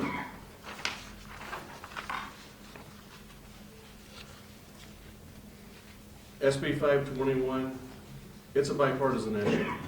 And it's this common ground that's how grassroots groups like Wisconsin Grandsons of Liberty and the Wisconsin chapter of the ACLU can work together to support this needed reform. The Whitewater case has been covered very well here, so I won't restate that. The 2012 Brown County case where the Brown County made national news in the way law enforcement parlayed bail money into civil forfeiture seizures. This was a national embarrassment for our state. Yet this is one of the most often repeated events that's feeding the civil asset forfeiture reform movement across the country. Last year, New Mexico and Wyoming passed sweeping reforms. This year, both of those states are having problems breaking a cycle of civil asset forfeiture abuse. New Mexico is having to sue the city of Albuquerque for failing to follow the new law. In Wyoming, they're having to introduce new bills that strengthen the requirement for a criminal conviction as part of the forfeiture process. Many states, New Mexico, Wyoming, Georgia, Florida, Pennsylvania, California, just to list a few, have proposed bills that provided these needed reforms only to meet stiff resistance from law enforcement and government representatives who don't want these pennies from heaven to stop raining down into their budgets. The abuses overshadow the good seizures, and righteous bust and duly investigated criminal activity is the cornerstone of the whole forfeiture process. Civil forfeiture is being branded with the nickname policing for profit, and several news team investigations around the country have revealed outrageous acts by drug enforcement task forces, most notably in Tennessee and Oklahoma. Here in Wisconsin, we also have drug task force, and in one of the supporting documents I gave you, it shows that the Dane County Narcotics Task Force benefited from the federal equitable sharing program in fiscal year 2014 by over $407,000. As my partner from the ACLU mentioned, between 2000 and 2013, Wisconsin reaped $51 million from federal equitable sharing. That ranked Wisconsin 28th nationally. In a couple of interviews, law enforcement leaders have called these funds that come from civil forfeiture pennies from heaven because it helps make up budgetary shortfalls as elected officials have trimmed police budgets. The Milwaukee Journal-Sentinel ran an article in 2012 citing the uses of civil asset forfeiture proceeds by the Milwaukee Sheriff Department. Fox Valley's Metro Enforcement Group netted $394,000 in fiscal year 2012. In an article from 2014, St. Croix County announced they were going to step up efforts to keep confiscated cash. The Milwaukee Police Department used to, in their annual report, put a line item for what their civil forfeiture proceeds were. Under Chief Flynn, when I go online looking for their annual reports, that's no longer noted. This highlights the issue with civil asset forfeiture laws in Wisconsin. The lack of mandatory tracking reporting makes it extremely difficult for citizens or citizens groups to uncover or even understand the amount of funding being derived off their official budget from civil asset forfeiture. Michigan had to pass 8 separate bills to bring transparency and a conviction requirement for that state's civil asset forfeiture process. As it is, SB 521 stands to make needed changes to Wisconsin's civil forfeiture statutes. It is a good bill. It preserves the means for law enforcement to reap the proceeds of good police work and solid convictions of real criminals. But it removes the incentive to police for profit and adds a mechanism for transparency that should help disclose the various levels of government and what they're doing in the war on crime. The bottom line is SB 521 does the right things. It protects the constitutional rights of citizens and preserves the dignity of our law enforcement officers. Senators, once again, I'd like to thank you for the opportunity to address you today.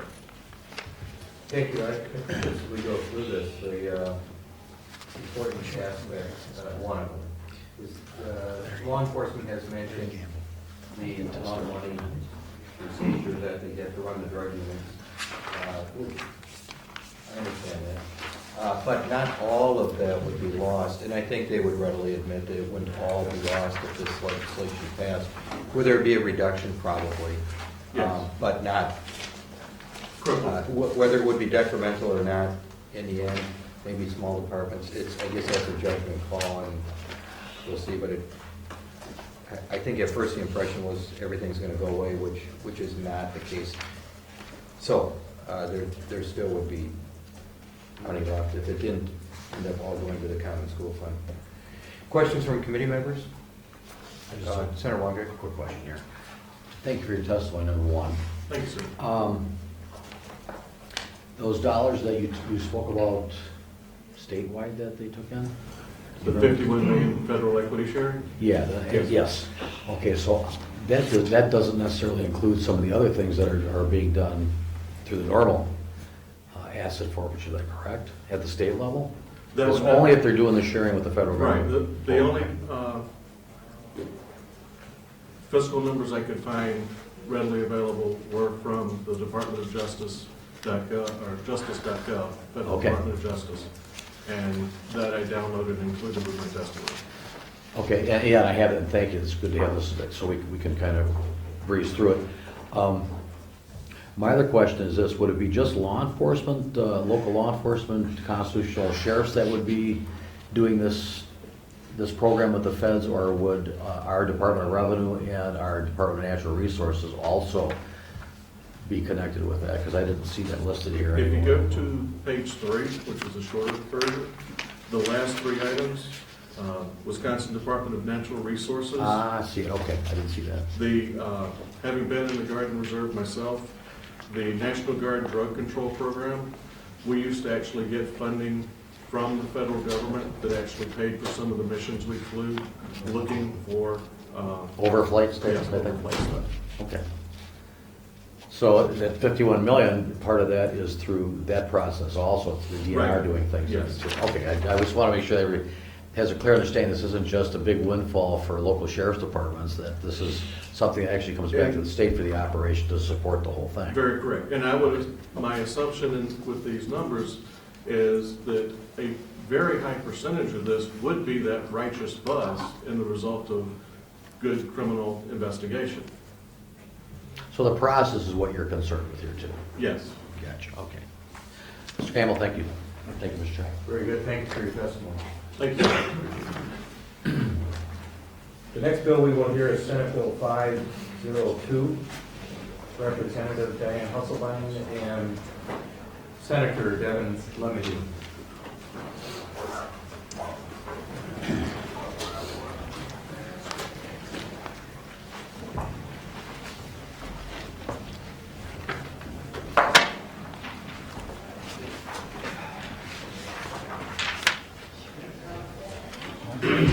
Welcome. Good morning, Mr. Chairman. Glad to see the TV cameras came out for SB 502. That's why they were holding. Yes. Thank you for hearing testimony. I'll turn it over to my assembly colleague first to kick this testimony off, if you'd like to start. Thank you so much. Thank you, Mr. Chair, for having this hearing. I appreciate it. It's great to be here on such a bipartisan effort. I'm sure that's why the cameras are here. A few meetings ago, Senator Lemmy, and I, we serve on the Law Revision Committee together, and I whispered to him, like, you know that tax committee, man, we should really get rid of it. And he looked at me and he was like, that's a great idea. Because honestly, we're on this tax exemption committee, and it's really, I wish I had the minutes from it. I think the longest was about 15 minutes. And the main thing we do at our meeting is we say, is it legal for the governor to put out a budget? Well, yeah, it's legal.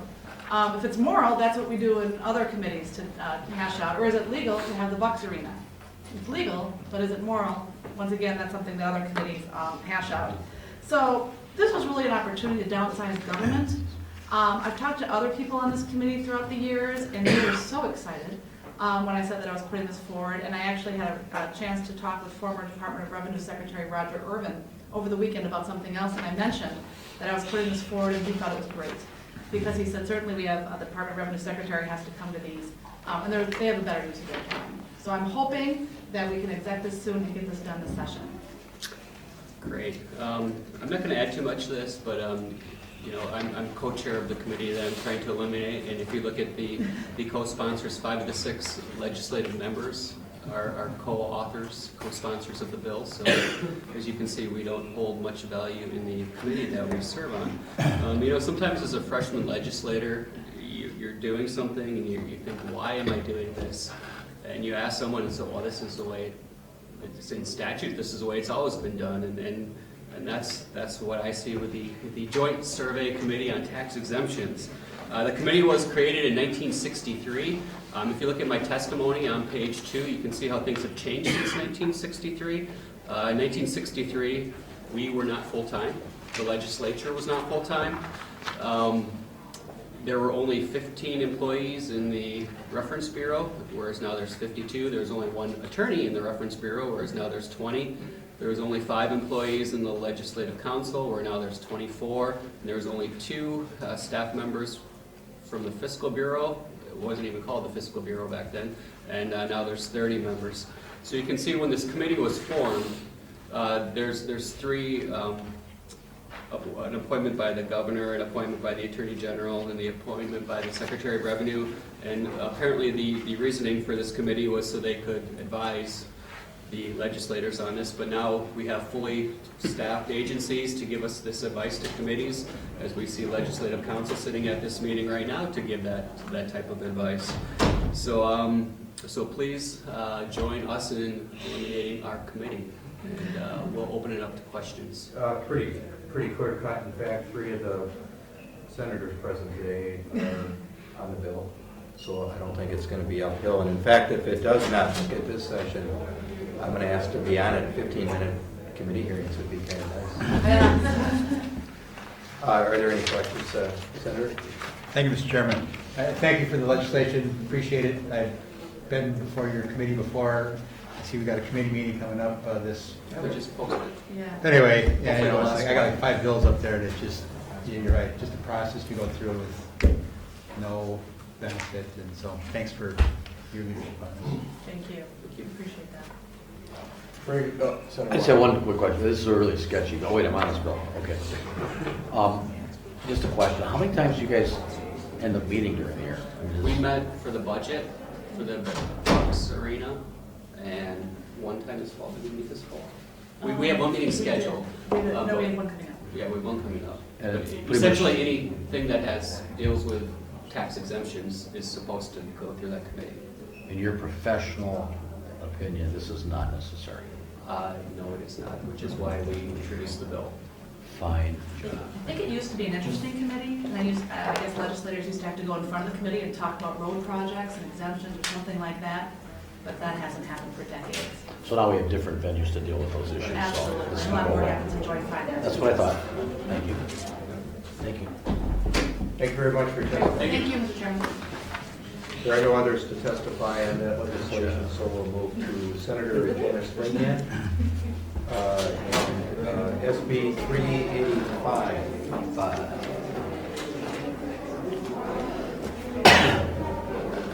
Relating to family and medical leave.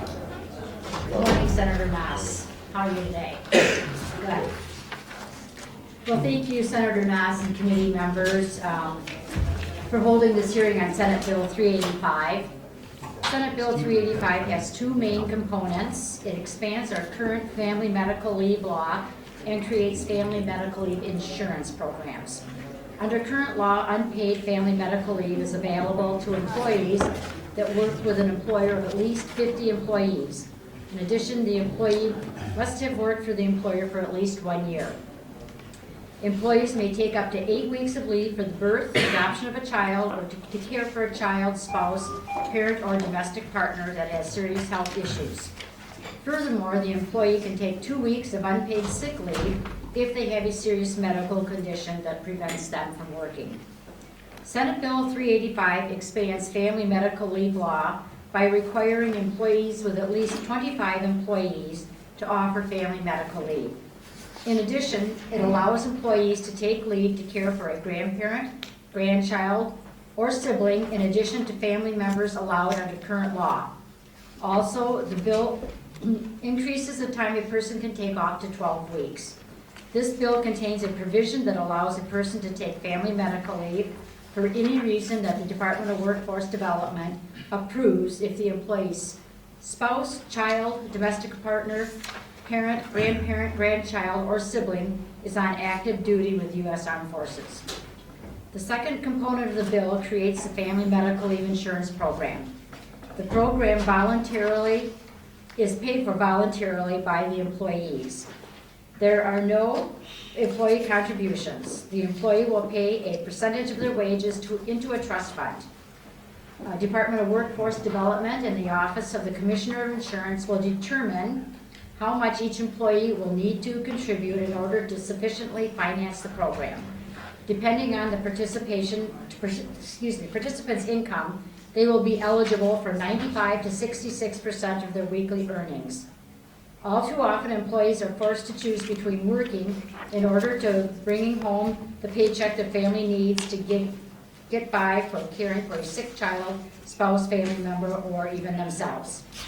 I have firsthand experience in making this decision.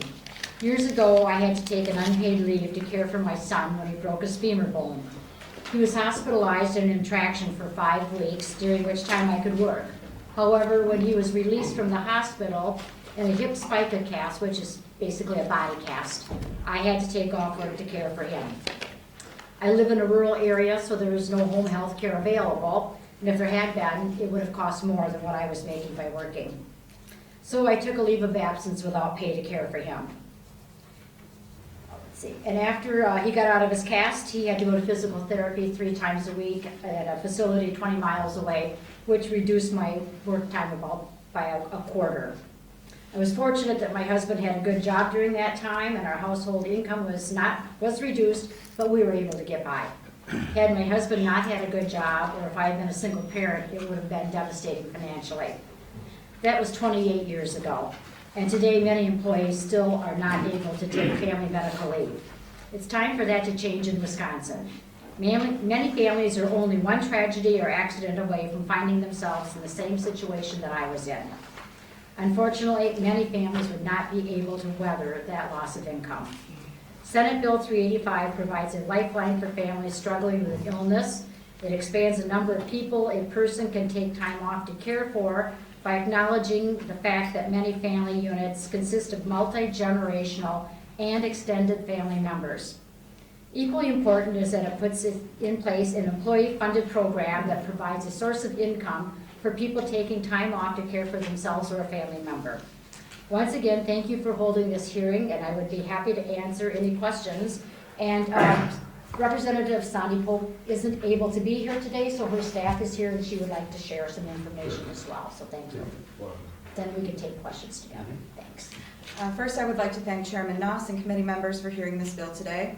While I must attend an Urban Schools Task Force hearing in Milwaukee today, I appreciate your indulgence in allowing my testimony to be read in my absence. This bill is vitally important for the health and well-being of hardworking Wisconsinites and will allow our state to have a more modernized and globally conscious system of family leave. Under current law, the federal FMLA, which Wisconsin adheres to, allows an employee to take unpaid time off if they become ill, have a child, or need to care for a sick parent, spouse, or child. Unfortunately, the federal FMLA doesn't do enough for our workers and families. That's why Senator Ringhand and I are introducing the Family Medical Leave Insurance Act. This bill creates a family leave program under which an employee is eligible to receive common sense paid benefits in proportion to their income under a family medical leave insurance program. In the United States, federal law mandates that individuals can take 8 weeks of family leave unpaid during a 12-month period. Any access to paid leave is at the discretion of the employer. Under this system, only 11% of American workers have access to paid family leave. Additionally, this law comes with a number of loopholes, including the restriction that an individual must have worked for their employer for a minimum of 1 year and must work for a company with more than 50 employees. While taking 12 weeks of unpaid leave is possible in this country, it's not realistic. Few families, especially families that are dealing with illness or caring for a new child, are able to provide proper care without a steady income. And no individual should be forced to choose between their family and their career. The United States and Wisconsin are woefully behind our international counterparts in providing adequate family leave. The United States is the only developed nation that does not provide paid family leave, and in fact, the United States is among 4 countries in the world that do not provide any paid family leave, including Oman, Papua New Guinea, and Liberia. As a world leader, it is unacceptable that the United States is on this list. For comparison, countries that provide between 100% and 50% of pay include Sweden, Croatia, Canada, Italy, the United Kingdom, Slovakia, Hungary, Chile, France, Mali, China, and Paraguay. Though a small West African country with a GDP 1.3% the size of the United States, Mali prioritizes medical leave more than the United States, providing 100% of pay for 14 weeks. Even countries that are considered regressive in their policies towards women provide better maternity leave than the United States. Under the labor law of Saudi Arabia, working mothers are entitled to 10 weeks of fully paid leave. Under the Iranian labor law, mothers are allowed 6 months of fully paid leave. Most surprisingly, North Korea offers 11 weeks of paid maternity leave. The benefits of a paid family leave system are far-reaching. Countries with comprehensive family leave laws experience lower rates of infant mortality, improved maternal health, and improved cognitive, social, and motor skills in children.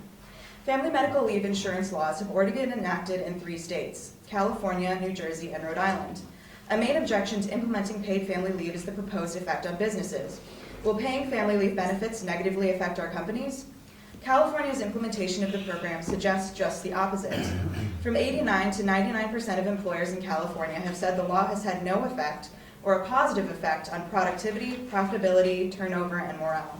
Furthermore, Wisconsin's program would have no direct effect on an employer, as it is an insurance program through which an employee would contribute a percentage of their wages. With few negative impacts and a number of positives, it is clear that Wisconsin can and should join the states and countries that are moving forward in providing common sense family leave benefits to our workers. Again, I thank you, Chairman Noss, and committee members for your consideration of this legislation. Thank you for your testimony. The one question I had is other states, and you've mentioned 3 other states. Whether, I never go by numbers. My personal opinion is it's interesting to know what other states are doing, period. On one hand, we've got bills where 3 or 4 states may be doing something. On the other hand, concealed carry, there were 48. It still gets down to whether the bill is something we in the state of Wisconsin want to do. So detailed as it is, and I'm sure it boils down to doing the right thing. So, Senator? If I could add, besides the states that were already mentioned, there are others that are in the process of looking at this. So those are just the ones, California, New Jersey, Rhode Island, and Washington State have already passed this bill. Active campaigns are in New York and Connecticut, and similar programs are being considered in Arizona, Illinois, Massachusetts, and Oregon. So it is more than just a few states. Sure. It helps us to, it is good to see what other states are doing. Right. We were the first state to do workers' comp, so You're not the first. many years ago. Questions from committee members? Senator Larson? Senator Larson, go ahead. Testimony? Do we have written Thank you. Thank you for presenting this bill. I think it's a good point of discussion. As we'll kind of move in to make sure that our neighbors have access to more freedom in the workplace and home, and trying to find that balance. I'm curious of those states that have this, what the impact has been to those states and to their programming. So are you aware of the impacts of similar programs and what the impact has been to employers and workers where they've been doing this? I could answer part of that. California has some statistics. They estimated they've saved employers about $89 million a year. A recent Rutgers study shows that New Jersey's FMLI program has saved businesses money by improving employee retention, decreasing turnover costs, and improving productivity. California employers report that the program has had a neutral or positive effect on employee productivity, profitability, and turnover, and most employers coordinated their own benefits with the state's FML programs. That's extremely helpful to know. That's really good. Sounds like good things we would want to mirror, or we want to repeat here. So how do you know, do you have statistics? I apologize if I missed this. The phone is a little bit further away from where you're speaking, Senator. But do you have any information on how many workers have access to paid leave in our state currently? I do. I have a pile of papers here. Okay. If you don't want to read through it or dig through it, actually, I have.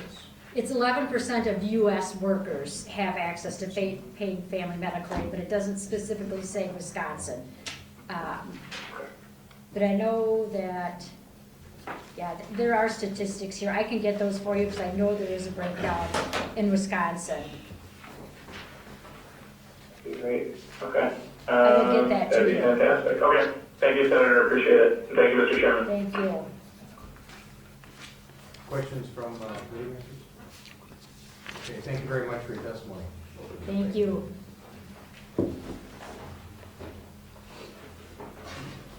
Ken Taylor, Wisconsin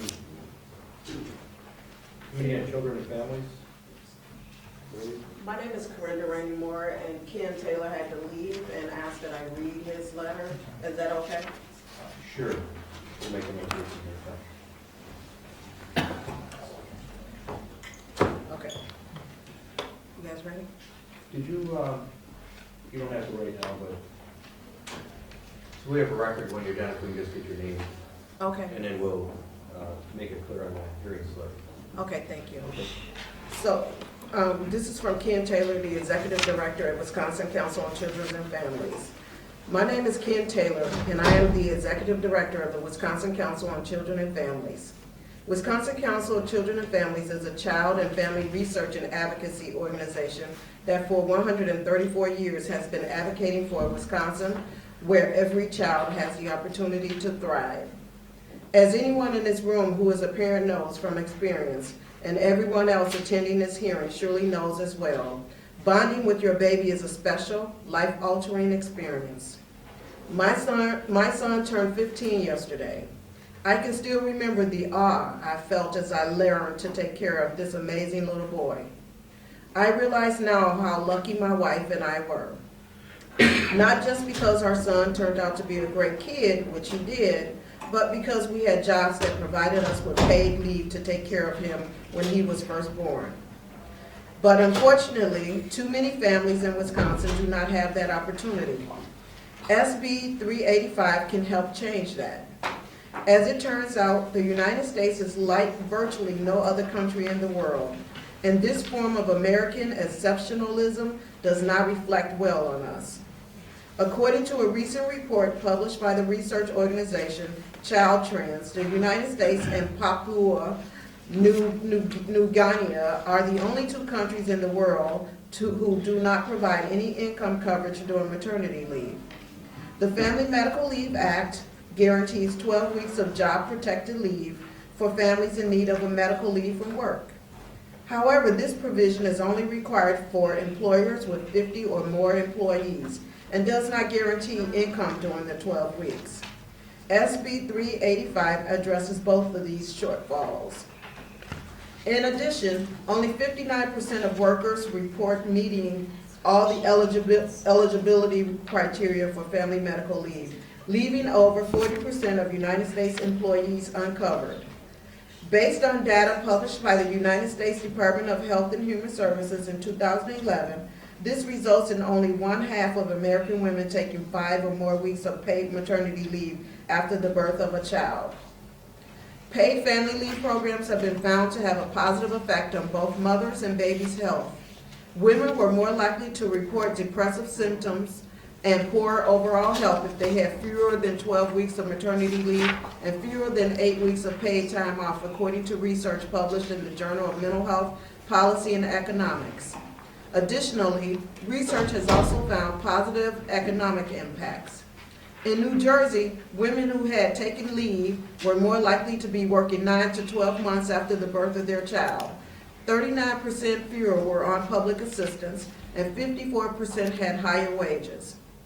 In California, lower income and women of color who had previously reported taking only 1 week after birth had similar results. Paid family leave also encourages men to take time off, bond with their baby, and share caretaking responsibilities, all of which are associated with better overall health of the child. For children, the benefits are also clear. Paid time off is associated with lower incidence of preterm and low birth weight babies, more breastfeeding, higher vaccination rates, more use of well baby care, lower incidence of behavior problems, and reduce overall mortality. Recent research in the Journal of Health Economics reports that the children of unmarried and black mothers particularly benefit. This is especially important here in Wisconsin, where we have some of the largest racial disparities in child well-being in the nation. This is a lot of discussion by politicians from all across the political spectrum about supporting family values. I would argue that if we truly value families, we should support family formation and parent-child bonding by allowing more parents to stay at home with their newborn during those child's precious first weeks of life. Not just middle-class and wealthy parents who can afford it, or those who work at big companies. That is good for families and is good for our economy. SB 385 is an important step in the right direction to making this a reality for more Wisconsin families. Thank you for presenting Ken's testimony. Other questions from the committee? Senator Wanger. Just ask, I don't know if you can answer this, but do you know what the actual numbers are in Wisconsin for people taking leave, being able to take leave? You have any idea what that is? I don't. Okay, and I can get a hold of Ken and find out if he has that. Thank you. And you wanted my name? My name is Corinda, that's Corinda, Rainey, Rainey, hyphen Moore, Moore.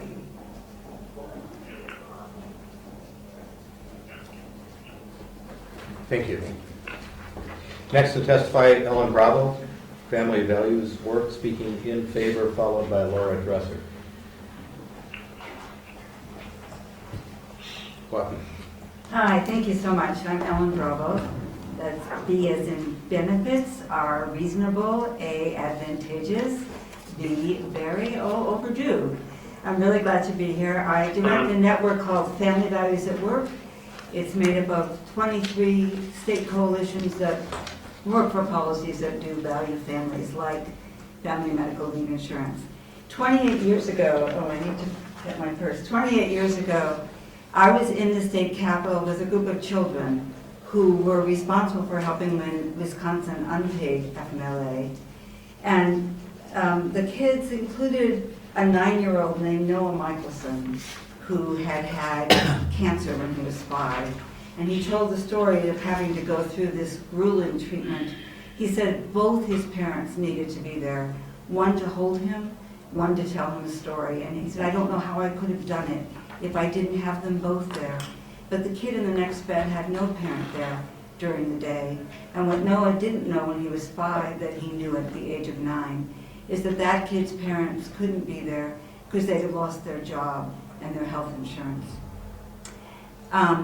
They met with Secretary of Employment Relations, John Trees, who said to the kids when they were done, you know, we're so used to meeting with lobbyists, we forget about the people who are actually affected by the bills that we pass. And then he asked if there were any questions, and he promised that the governor would sign some version of the bill. The governor said he did, and 2 months later, the kids came and the governor signed the bill, and I still have that pen because he gave it to my kid, who was one of those children. This is it. And it was a great thing to pass that bill in 1988 because it established the principle that having a family should not cost you your job or your insurance. But as we all knew, it was just a first step. There are many people who are excluded because the size of the employer they work for, or because they don't work enough hours for the same employer. And as a survey that was done for the Department of Labor has discovered, there are lots of people who just don't take the leave even if they are covered because they can't afford it. It means people go without treatment, they go back to work too soon. We have nearly 1 in 4 mothers who are employed going back to work within 2 weeks. Nearly 1 in 4 mothers going back to work within 2 weeks. The good news is that we know what to do about it, and to make sure that there isn't, as there is today, still lots of kids alone in the hospital. The National Family Medical Leave Act was passed in 1993, 5 years later. Our bill helped pave the way for that, along with a number of other states. And in 1995, Congress appointed a bipartisan commission on leave, to study the impact of the FMLA on employers and employees. I was one of 12 people appointed, so there were 6 of us who were appointed because we had worked to pass the bill and 6 who were appointed because they worked to stop it. You can imagine what those meetings were like. And yet we unanimously agreed on these things, that the FMLA was a good thing, that it was not a burden to employers, that it was very important for workers and their families, but that lots of them couldn't afford to take it and wound up either on public assistance or in debt or not getting the care they needed. And unanimously, that very diverse group recommended that states experiment with forms of wage replacement. This was 21 years ago. It took 7 years before the first state did that. That was California. And then several more years in New Jersey, and then recently Rhode Island. But today there are 18 states that are considering bills like Wisconsin's. That's very encouraging. One of the good things about the fact that we know what it looks like, because it exists, is that we have a growing body of evidence, and you heard some of that from Senator Ringhand and others, that shows that it works and that the predictions of doom never happened. The sky didn't fall. In fact, even in New Jersey, the Chamber of Commerce that lobbied against it said, yeah, you know, it's a good thing, and it helps our families, and it's fine for businesses. The majority of businesses support it. We have evidence like the report that was done for the Department of Labor called The Cost of Doing Nothing, and a report that I wrote with the author of the Rhode Island bill that called Intended Consequences. That we can look at the things we say we care about as a nation, reducing infant mortality, reducing maternal mortality, reducing poverty, reducing racial and gender inequality, and increasing things like breastfeeding and well baby visits and involvement of fathers and attachment to the workplace and consumer spending. These are all intended consequences of these kinds of bills.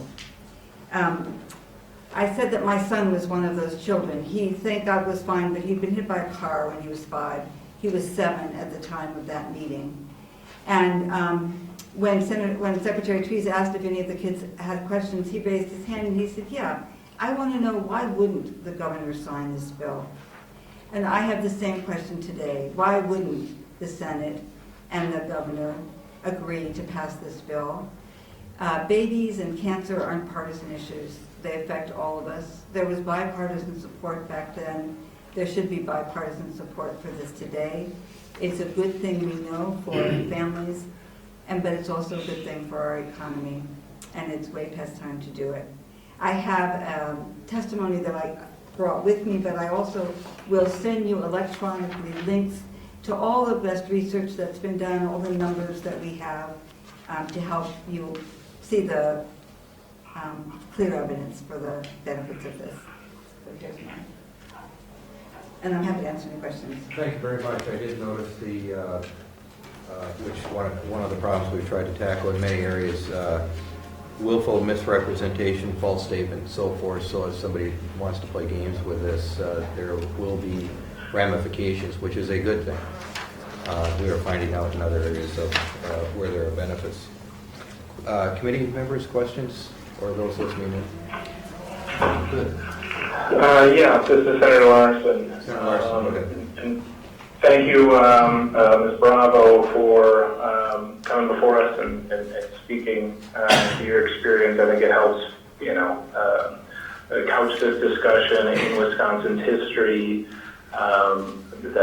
While other states are looking at moving on the proposal we're discussing, a lot of other states have already followed our lead of what was started 18 years ago with your help, and it's helped a lot of families. So thank you for your work on that. I'd say, look, I think it makes, I'm with you. I guess to speak up, I'd like to see a bill like this move forward and become law. As a husband, that's somebody who has a specialty in child development. My wife has a doctorate in psychology and knows, those crucial relationship understanding and being able to develop that skill happens in the early weeks and early months. And it's I shuddered when you said it was 1 in 4 mothers are going back to work within 2 weeks. And I don't know about the other committee members. I know there's a lot of other parents in the room, but I shuddered. My wife cried when she finally had to go back to work, and she had the benefit of waiting over 6 weeks. And I can't even imagine what it would be like having to do that within 2 weeks, And again, it's because we have the luxury of having, we've had enough money to be able to do that. And I think it simply makes sense and it would help alleviate many other problems in our community, in our state, if kids are developing those strong ties to family. And it is the essence of, if you believe in family values, you want to make sure that starts early so that they have a key understanding of how the world works and have a parent that's there for them and can be there with them. And it's clear that this isn't something that's just going to happen on its own. But I think this is a reflection of where our values are and what we should be, we should be doing. It reminds me of a quote from Mother Teresa. Where someone asked her what you can do to promote world peace, and her response was, "Go home and love your family." Yeah. Thank you so much. Exactly what this bill does. Yeah. So I guess I'd ask how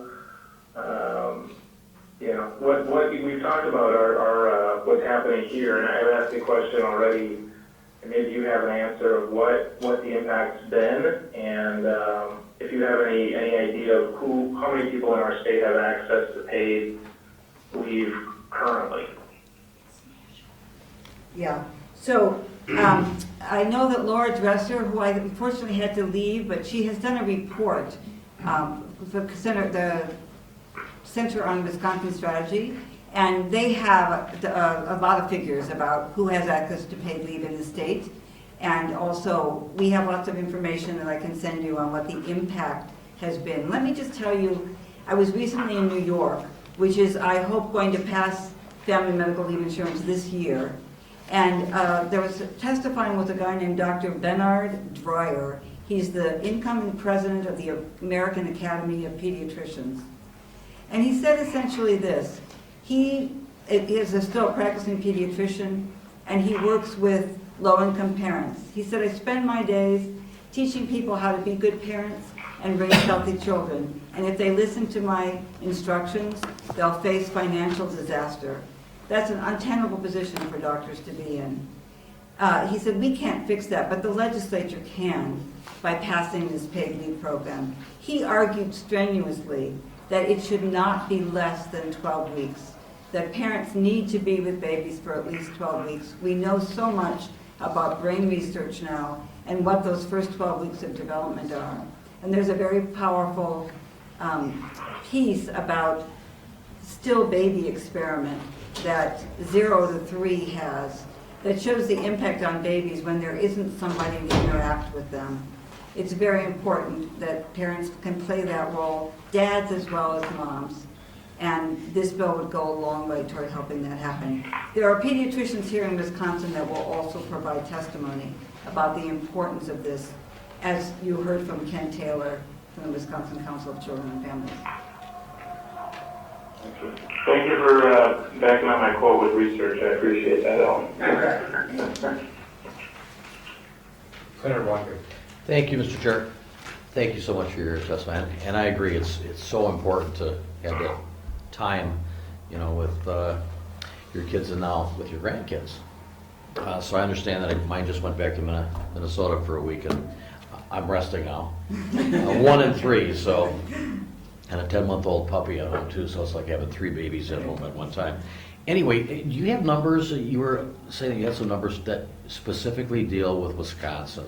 Can you get those numbers to the committee? Of course, we can get you those numbers. If you could do that, that would be awesome, because then I can look relative to Wisconsin, so I can, actually have something I can compare to, if that would be possible. And it looks like we're finding some of those numbers now.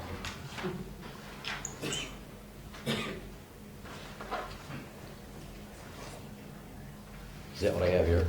So this is her estimates, though, about workers who will take leave. What you're asking, and we'll get this for you, You could do that, that'd be what awesome. percentage of workers. But with all due respect, I think there's no reason to think that Wisconsin is going to be different from the national figures. No, it's just Yeah. easier for me to, when I Yeah, look at it and understand. I'm I comparing understand. Wisconsin. I wish we could say that more than 13% of the population of that are employed have access to paid family leave through their employers, but I doubt that. Thank you, that's all I have. Thanks for your testimony. I should mention regarding costs that the bill should have a fiscal note. It's not the author's fault. It actually, the blame lies with the Department of Workforce Development. So at some point, hopefully we'll have the whole picture. Right. But the, as you know, the cost of the program is through pooled contributions from employees. So and the way these funds are structured, the length of time, people can begin to make their contributions and you can allot a certain period of time before people can draw on it. That's what helps cover the startup costs. Thank you very much.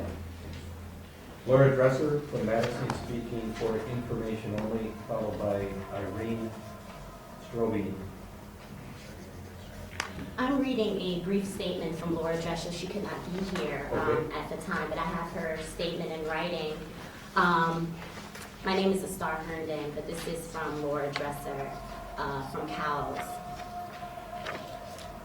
Thank you first, but when families face the joys of new additions or the crisis of serious illness, the long hours at work can undermine the time for caring that families need.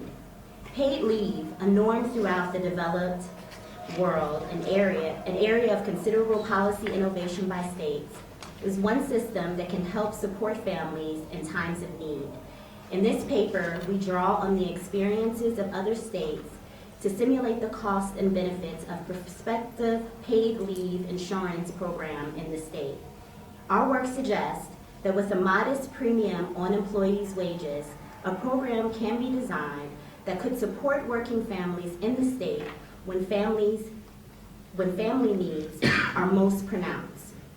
We hope that this data can help make the idea of paid leave insurance more concrete in choices and their associated costs and benefits more clear. I have written a summarized version as well as you have the official report. Thank you. Thank you. Thank you.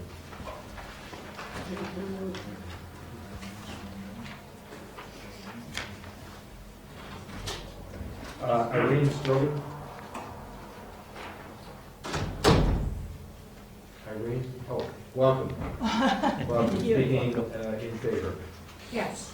I'm Irene Strobin. I'm here representing Midday Women's Alliance, which is a business women's organization based in Appleton, Wisconsin. Our mission is to help women realize their potential through networking, advocacy, mentoring, education, and skills building. So I am also a small business owner. I'm a consultant in product development and innovation. I was previously a senior director in research and development at Kimberly-Clark, so I have quite a bit of business experience. The businesswomen of Midday Women's Alliance are mothers, wives, daughters, sisters, granddaughters, and grandmothers. We are also employees, managers, and business owners. We are the former business and professional women of Appleton, for those who are familiar with that now defunct organization. We have family members that need us, and we ourselves might have medical needs requiring an extended leave.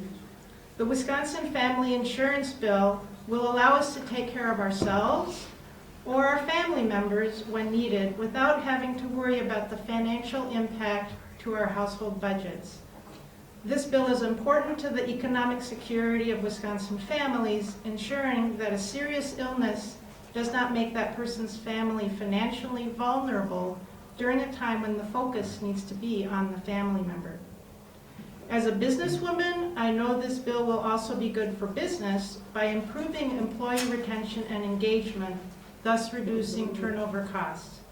I was in management for over 20 years at Kimberly-Clark Corporation in Neenah, and when my female employees welcomed a new family member, my bosses and I were often concerned whether or not she would come back to work. I knew of women who returned to work after 6 weeks of paid short-term disability, and we were very lucky to have that benefit, only to resign due to lack of supportive parental policies. Other high-achieving women, and I was one of them, were torn between income and career versus family. That was made worse because our global teams often included women from the UK and around the world that had generous paid family leave policies in contrast to what we were experiencing.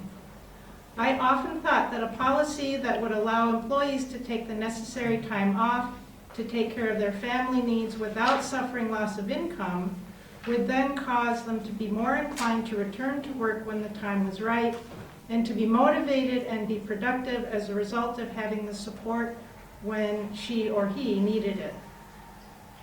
I myself soldiered through my return to work during the early months of my son's lives.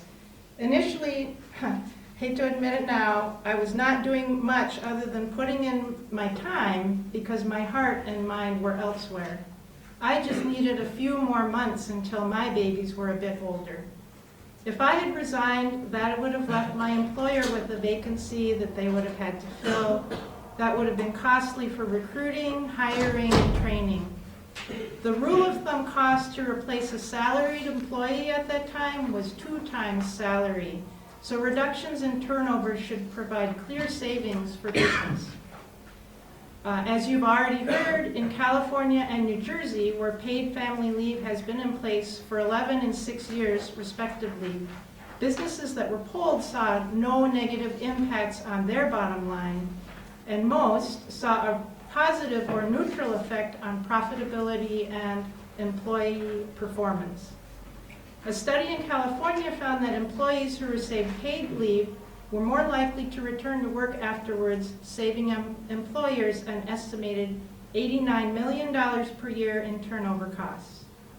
Paid leave policies are good for families and good for business. That's why Midday Women's Alliance supports this bill, and I hope you will support it also. Thank you. So the benefits that you mentioned and others, are there, as a state, I'm sure wouldn't keep track, but employers right now that are offering this benefit? I guess the reason I ask is we've heard about all the benefits of it in California or the states that are doing it or looking at it. So I guess it'd be interesting to see if employers are presently doing it without being required to do it. I can only speak towards Kimberly Clark. Okay. That's my former employer. I was there many years. We did not have what we would call paid family leave. As I mentioned, when a woman gave birth, she was eligible for 6 weeks short-term disability.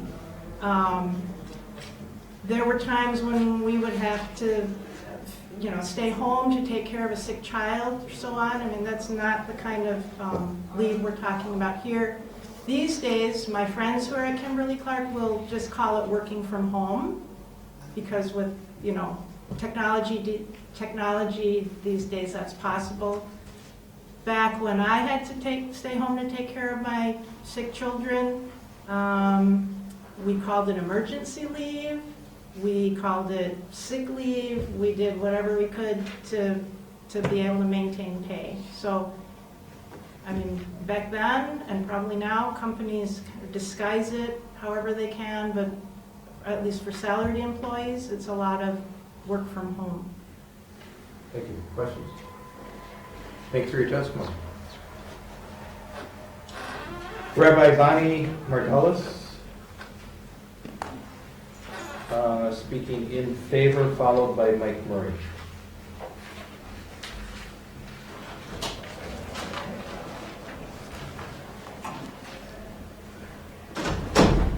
Thank you. I'm Rabbi Bonnie Margulis. I'm president of Wisconsin Faith Voices for Justice. I'm here to speak in favor of legislation to provide paid family leave to Wisconsin's hardworking families. Our various faith traditions teach us to look out for the poor, the hungry, the sick, the struggling. Every day, families are faced with a choice between earning their daily pay or staying home to care for a sick child, a needy relative, or their own health. It's a devastating choice that no one should ever have to make.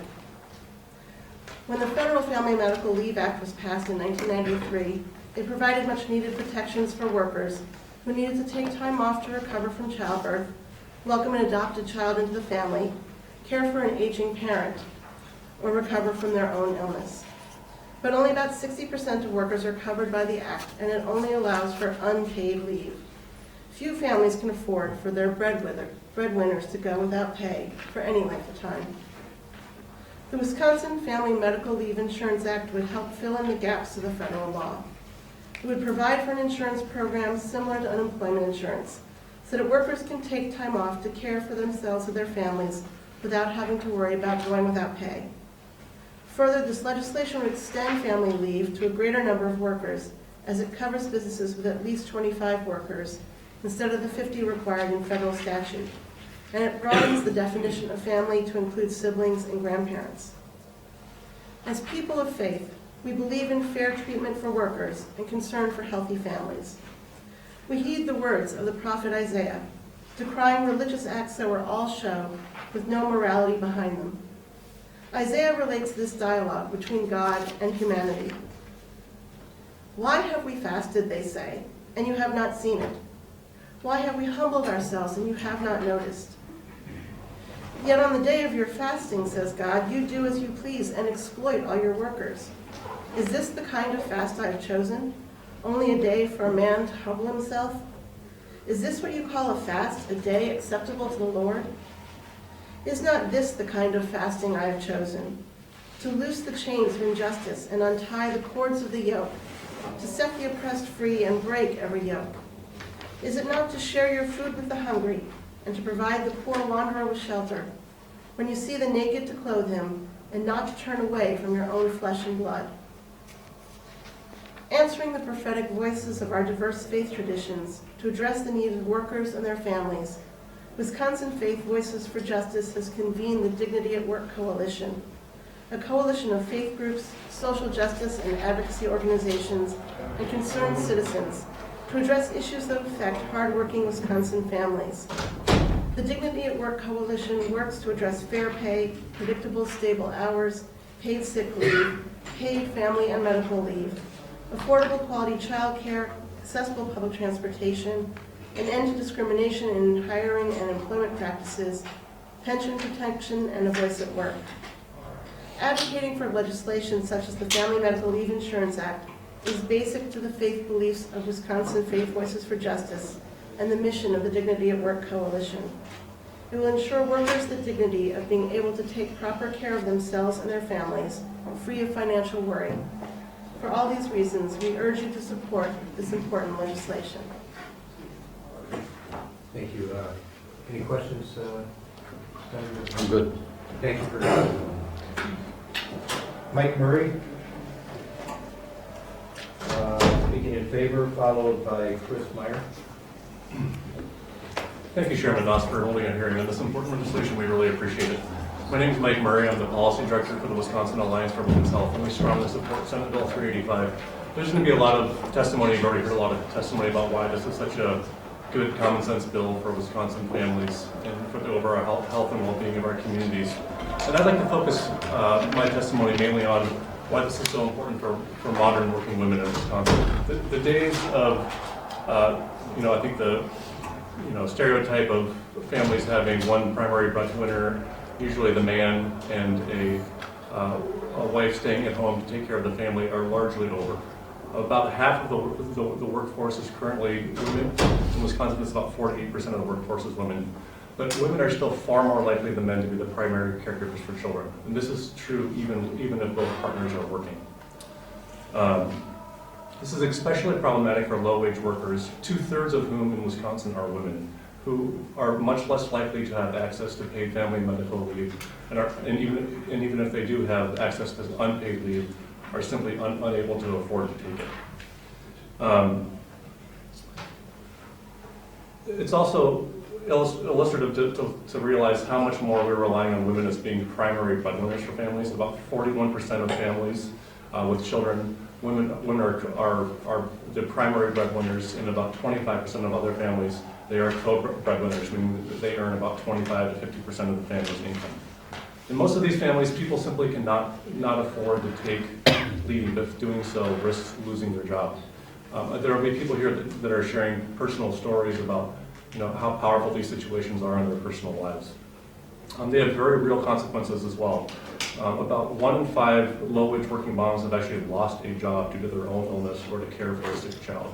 That is a truly staggering statistic to think about in a country with the amount of wealth that the United States has. And as many other speakers have already mentioned, the fact that we are really on an island alone as far as industrialized countries not providing this benefit really argues in favor of Wisconsin following in the footsteps of a few of the other states that have blazed a trail on this issue, and lots of other states that are currently considering taking this very sensible step forward in the right direction to help working women and families. So without any further ado, I'm happy to take any questions people have. We strongly urge this committee and the Senate to pass this legislation, and thank you again for taking the time to hear us on this bill. Thank you for coming. Any questions? Yeah, just one. Mike, you got the 1 in 5 in here? Yeah. That's a national. National, right? correct. Do you have any stats that give us numbers for Wisconsin? Some of my statistics are actually specifically referenced to Wisconsin. That one is particular, a national statistic, but I can see if I can find something. If you could, that would be awesome. Yep. And I appreciate your testimony. And as Ellen said earlier in her testimony, I think that there's probably not much reason to think that Wisconsin would be different nationally, but I'll see what I can do. No, that would be awesome. Yep. Thank you. Very good. Thank you for your testimony. Yeah, thank you. Chris Meyer, Citizen Action, speaking in favor, followed by Esther Herndon.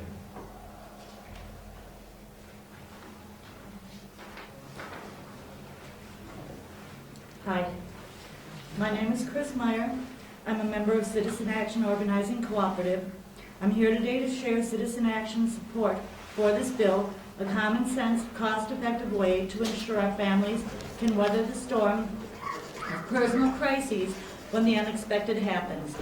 One thing that impacts every Wisconsinite is the chance that, but for the grace of God, we could experience a medical emergency, a sick child, or one of our parents or grandparents needing personal care. In our current system, we would be penalized for trying to take the time to put our family first. This legislation aims to correct the problem. While many people think about children or personal health when they think about family medical leave, it also supports the first line of defense for when an aging family member has a fall, takes ill, or is temporarily immobilized. Without caring sons, daughters, and grandchildren, the care of our aging citizens during crises falls on our medical system and in large part on Medicaid and state budgets. You have the chance today to support legislation that would help strengthen families, protect our aging parents, and save the state the need for additional Medicaid spending on elderly care. We ask that you do so. This is my story. Because my employer allowed us to take advantage of FMLA, I was able to use a combination of my paid time off and employer funding when I hurt my foot, allowing me to heal. Because of the state of Wisconsin's inclusion of care for non-family members, thank you so much, I was able to use FMLA to care for my dying partner. This allowed me to keep him at home and well into the early part of his hospice, saving the state quite a bit and making everybody more happy and comfortable. Thank you. Thank you very much. Senator, any questions? Good. No. Thank you. Esther Herndon, welcome. Thank Speaking you. in favor, Yes. followed by Nancy Yarborough. I will be reading testimony from persons who could not be present. I will, for the sake of time, just read one. This is from Tamika Vudovic of Milwaukee. When I had my first daughter, I was single and never planned on having any kids. I didn't realize I could get pregnant. When they found out, they put an ad in the paper for my job. So I left with no insurance and no job. I had an amazing boyfriend who's not my husband, but I found out no one would hire me, so I took temp jobs. The baby was due in September, but came in June. Because she was considered severe preemie, Social Security disability kicked in and paid for the hospitalization and all the medical bills. Then I went to work for a small company. No one else there has children. It was a big ordeal just to stay at home when my daughter was sick. I get the look. I run the accounting department and can go in the next day and do the accounting. I don't take orders or answer the phone, so it shouldn't be that big of a deal. When I got pregnant again, I was shocked. I found out in May the baby was due in February. I asked if I could hold over that year's 2 weeks vacation so I can use it the next year 2 weeks when the baby came. Absolutely not, I was told. That would be unfair to others. Throughout the pregnancy, I was very sick. I put a radio in the bathroom. No one needs to hear you puking, they said. I would cross the street and use the cell phone to call my husband. They made me feel so bad. It was something I couldn't control. I had a routine doctor's appointment at the beginning of October, and the doctor said I was 2 centimeters dilated and was admitted to the hospital. I was on bed rest, and the company I worked for took forever to fill out the forms for my disability. When my daughter was born, I was home for a week. Then she passed away. When I technically was not on maternity leave, they asked me, when are you coming back to work? After she died, I had no money to pay for the funeral. I had bills. So I had to go back the 3rd week. Mentally, I was not there. I was diagnosed with postpartum depression. If I had a window of opportunity to have something coming in, I would have been able to take care of myself.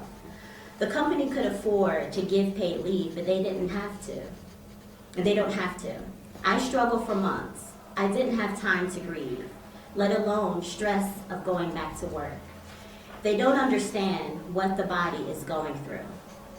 I never thought about paid leave at the time, but now I know I need to be part of my community and fight for affordable leave for all of us. Thank you. Thank you for your moving testimony. Sorry for your loss. That's obviously agonizing and an agony that never goes away. Thank you. Thank you. No questions? Thanks. I have it in writing. Okay. That's enough. I don't think that was, sorry, Mr. Chairman, I don't think that was her testimony. I think she was reading it on behalf of somebody. Okay, well, that could be communicated. Thank you. Yep. Nancy Yarborough, speaking in favor.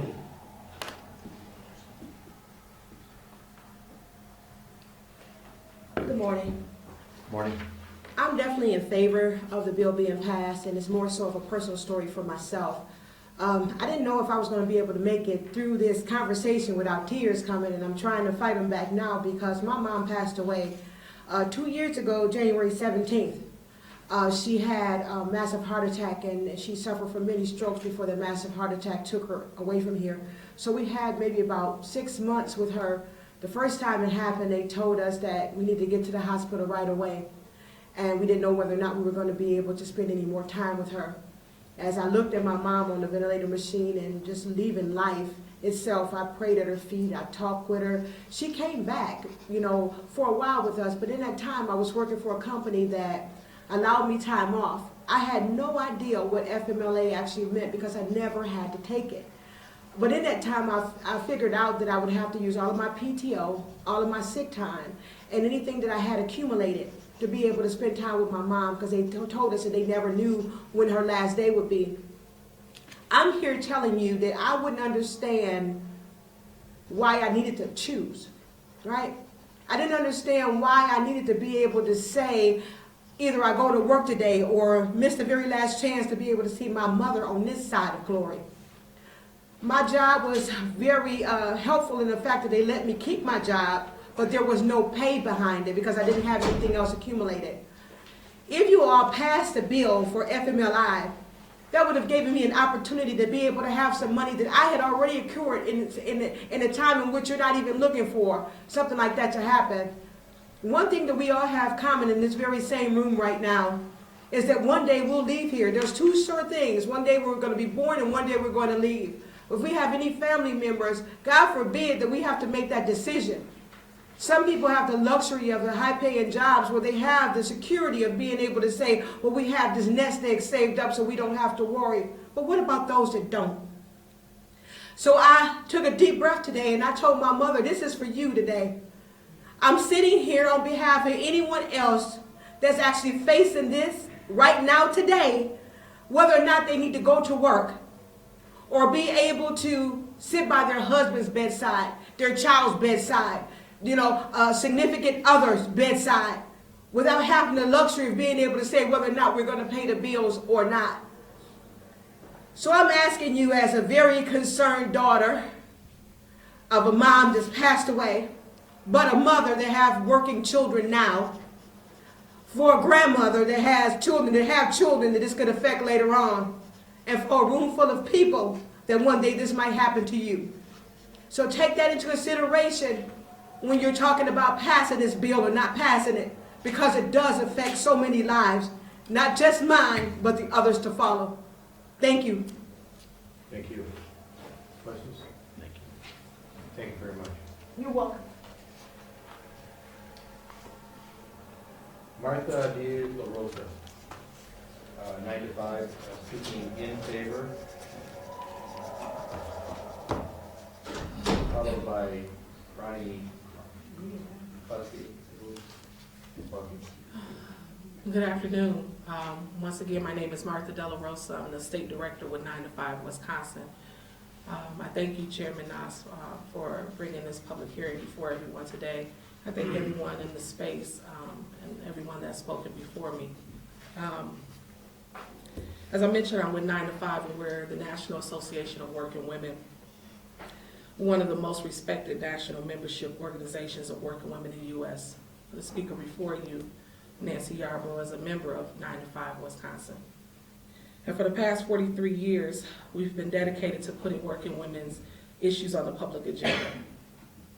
By working together as a staff, as a board, coalition partners, and elected officials like yourself, we've been able to pass such bills as Family Medical Leave Act we heard before, Lilly Ledbetter Act, Civil Rights Act, Pregnancy Discrimination Act.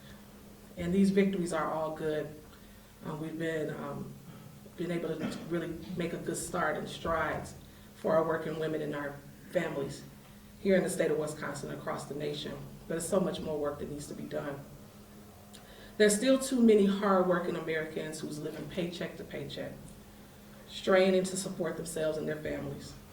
The workforce is changing. However, the workplace policies are not. I started to jot down and to mentally note some things that have been said. Less than 40% of the workforce here in Wisconsin have access to family medical leave. That's unpaid. So, and I know we could not differentiate the specifics for Wisconsin, but almost half of the workforce don't even have access to FMLA here.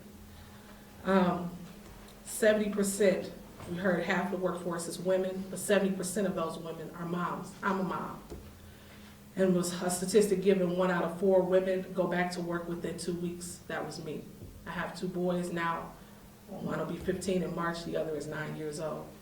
And when I had my sons, I was married. I had a job, my husband had a job, and we had to work. We were both low-wage workers. We had to take that time off only a couple weeks and get back to work because we were living in poverty, we were living paycheck to paycheck. So when we talk about those 1 in 4 women, that was myself. The Wisconsin Family Leave Assurance Act was strengthened, not only moms and fathers and children, seniors, a population we haven't really touched on a lot today. I have an aging parent that's disabled, that's ill, as well as an uncle that's ill.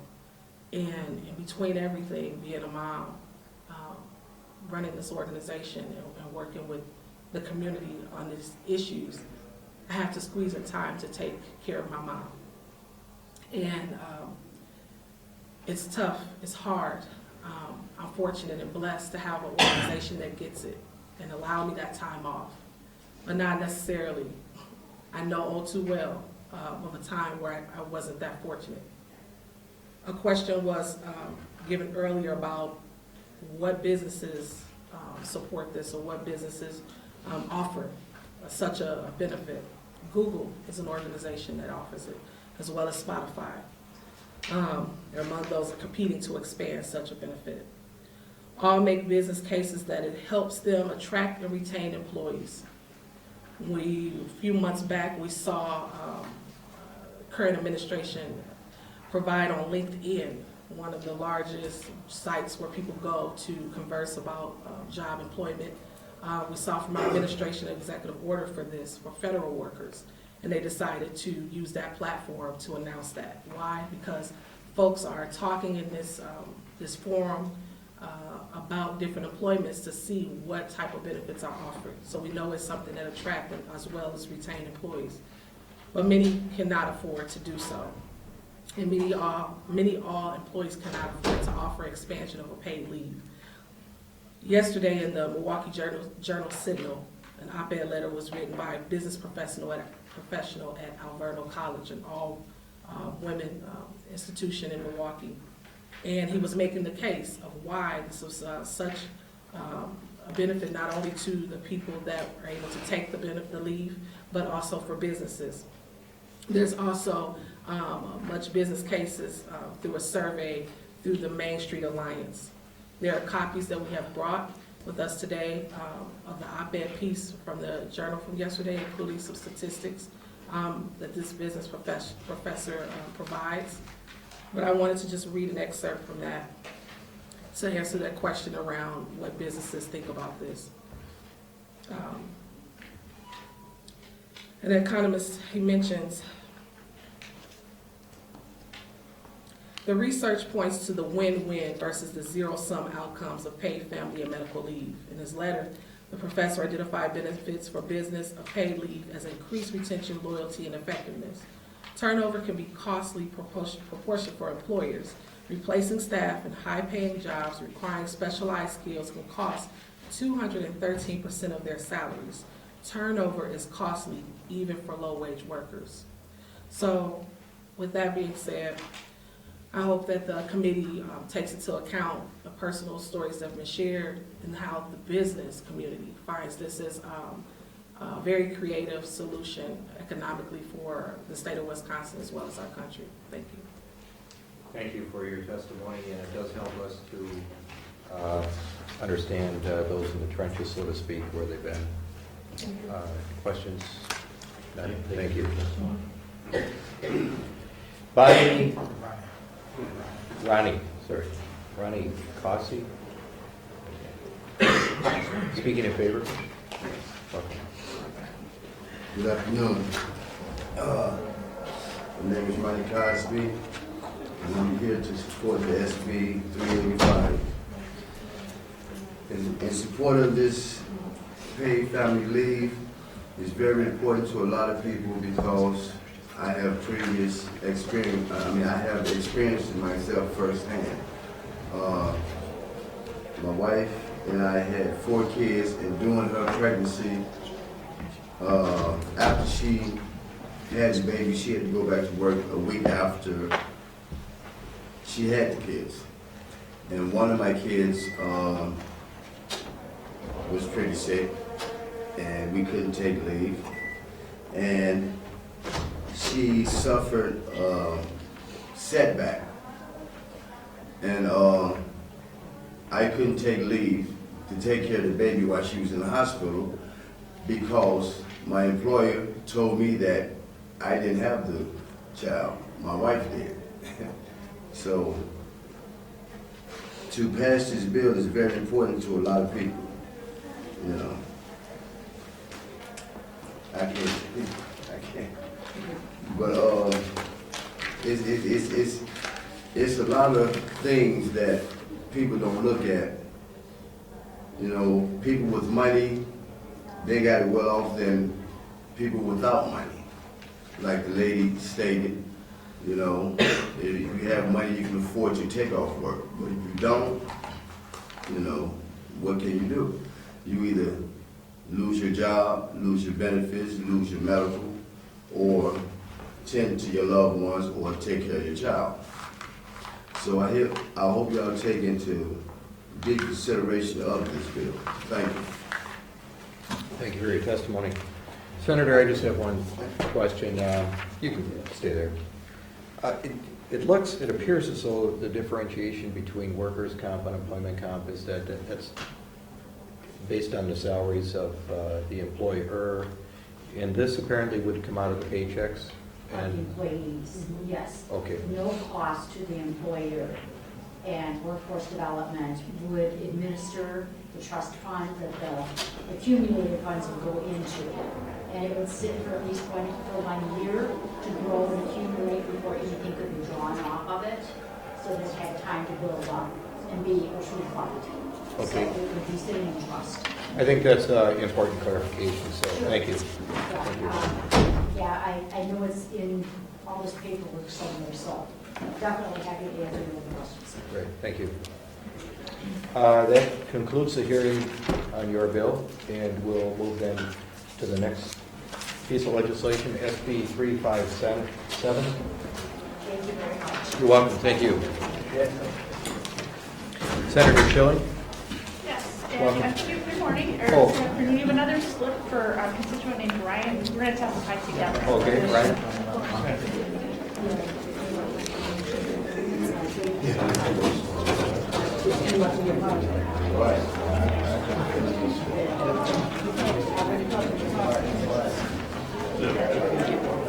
What's your needs? What's your name? So, they come back and roll.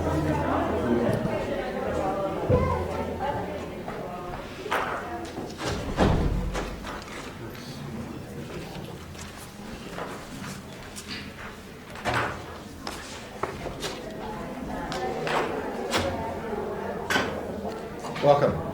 Good afternoon, Chairman Nass and member of the committee, and Senator Wongard. I gotta go to exec. All right, I won't take it personally that everyone has left the room as I approach the table. Thank you very much for holding a hearing on Senate Bill 357. I appreciate the opportunity to provide testimony in support of this bill.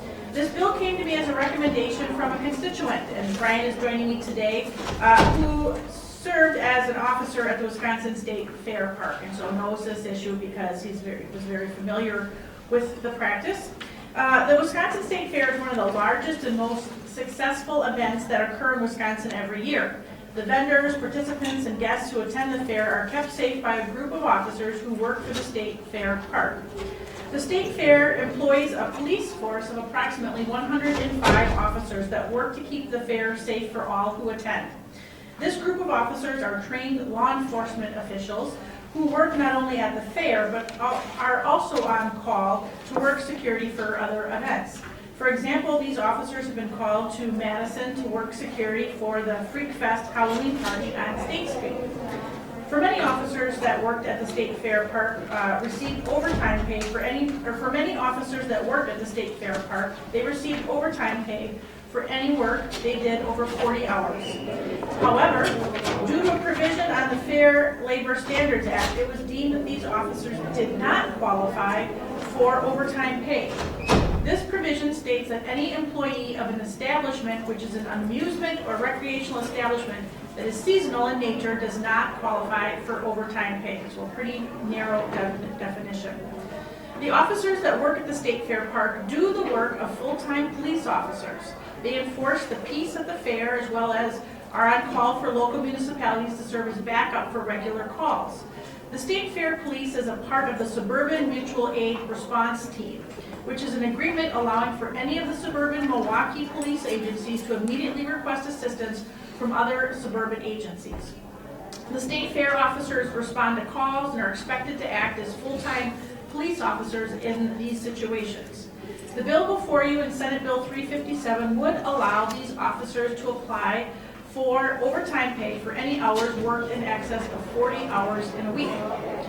The officers who work at State Fair Park function in their duties as full-time officers. They are trained professionals. They deserve to be fully compensated for the hard work that they do in protecting attendees of the State Fair and the work that they do in protecting people across the state. I will turn it over to my constituent who brought this issue to my attention and really knows firsthand the work that happens and then sort of the compensation that has happened in the past in the history of this issue. Thank you for hearing this. I come to you today as a private citizen. I got a registered letter last night that I was fired. And I believe I gave you a copy of that letter. It doesn't say why I was fired. I've been there 27 years, and yesterday I was a lieutenant, today I'm not. But if you're asking me why do I think I was fired, I think I was fired because there's a gag order. I'm not supposed to be here talking to you about this today without the permission of the chief. And I certainly wouldn't get that permission. But I do think that this is important. For me, I have a very diverse background. I started in Milwaukee Police in 1982, went to Milwaukee Fire in 1988, 1990 I became a paramedic, and I ended up my career in 2008 as a captain in charge of special operations inside Milwaukee Fire. I've been with the State Fair Park for 27 years as a police officer, and for the vast majority of that, it's only been the last 4 or 5 years that this amusement provision came in, and that's by the current director who you'll hear from today. When that first came around, we were very surprised. We made a number of complaints to the state, and we found out that they can do what they're doing. We also made complaints to federal agencies, and they said, yeah, should they do it? No. Can they do it? Yes. And so the next step was this step. And I think we've done a good job explaining today that we are used all over the state at different times. After 9/11, I was up here on 5 different shifts guarding this Capitol building, and during the Act 10 protests, I was also up here 5 times overnight guarding this building. One of the reasons why I think we're utilized is we don't get paid a lot of money. Presently, an officer gets paid $16.50 an hour. During the fair, this started last year, that they get a couple dollars more, I don't know exactly, but just during those 2 pay periods around the fair. We welcomed that, and we thought that that was a raise that was going to continue because the fair had been showing some pretty good profits the last couple of years. But afterwards, we found out that that raise goes away after the fair is over. So we're back down. As a lieutenant with 27 years, I make $17.90 an hour. So when it comes to the state, I'm not breaking the bank there. Where we really get into the time and a half issue is during the fair. There comes a 7-day period where we work 10 hours a day, maybe a little overtime. I was the lieutenant of the MERT team, the Mobile Incident Response Team. We've had a number of problems at the fair, especially in Spin City or the Carnival area. And I commanded that group of people that dealt with those problems, so I might get more time. But it's all straight time. And really, as the officers, they don't think it's fair. Some of them have submitted written comments. The vast majority of us work full-time. And really, just as I got my registered mail last night, they don't want to be terminated. So that's why they didn't come today. That's why you're only seeing me. The other thing I want to say is I believe it is warranted. Even when we were dealing with the state, the worker there said, you know, this Fair Labor Standards provision really was never meant for law enforcement. I realize that you're not exempt where you are in many other places in different provisions, but he said they can do what they are doing. So that's why we're looking to change that. We do have some information here that shows that as far back as 2006, 2007, the fair was making money. And I know in the last 2 years, we thought as they made over $1 million, some of that might, the time and a half might come back. The other thing that went away when the new director came in is we got a small bonus if we worked on the weekend and a small bonus if we worked after 6. One of them was 45 cents an hour, one was a quarter an hour. So those went away, and the time and a half went away. And everything together mounted roughly to about $350, $400 an officer. Everybody there wants to just keep doing what they're doing, not get fired, but they'd like to see that time and a half come their way. And so if you could support this, that would be really great. So this just affects the 2 weeks of state fair, roughly? Or other activities? Yeah, when we came up here for Act 10, some people went over 40 hours then. And unknown to us, we were told, if you did go over 40, we are gonna give you time and a half because we're gonna get reimbursed time and a half. So there are some times you just don't know when you might get time and a half. State Fair Park apparently, and they will be speaking, has mentioned, and you'll hear it, I just might as well mention now, that dealing with the cost aspect, that they would have to go down to, from 105 hours down to 80 hours over the 2 weeks to avoid overtime costs. Just curious if that's a concern. And don't know if that'll materialize or not. You know, sometimes we get projections and it may not come to pass, and it may. You can think about it. I just wondered if there's any. Yeah, we had officers that, because like I said, most of us work full-time, said, hey, if you're not gonna pay us overtime for over 40, do you mind if I keep my certification here and I only work 40? No, that's not an option. You have to work, you know, what we assign, which is typically 70 or more, 10 hour days we work. Right, they're apparently are going to say that they'll reduce the hours down to 40 to avoid overtime. I don't know if they'll be able to, don't know, succeed in that. You have to hire a lot more people. Yeah, you'd have to do that too, one way or the other. Okay, well, thank you for your testimony. Yeah, and if you'll note, the fiscal note, I mean, there is a one-time expenditure of $5,000 necessary to reprint the publications. But I mean, I think, I just learned of the news of Brian's termination when I came up here this morning. And I'm troubled by the timing of this, and that's all I will say on that. Yep. It is something to be noted. Yeah. Okay, thank you for your testimony. Thanks, Brian, for coming. Rick Running? Thank you. Wisconsin State Fair Park.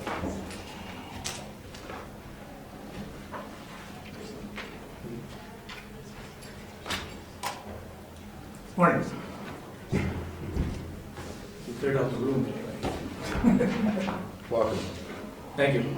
I'm just here for informational purposes to answer your questions on how this bill would affect State Fair Park. If it passes, it doesn't pass.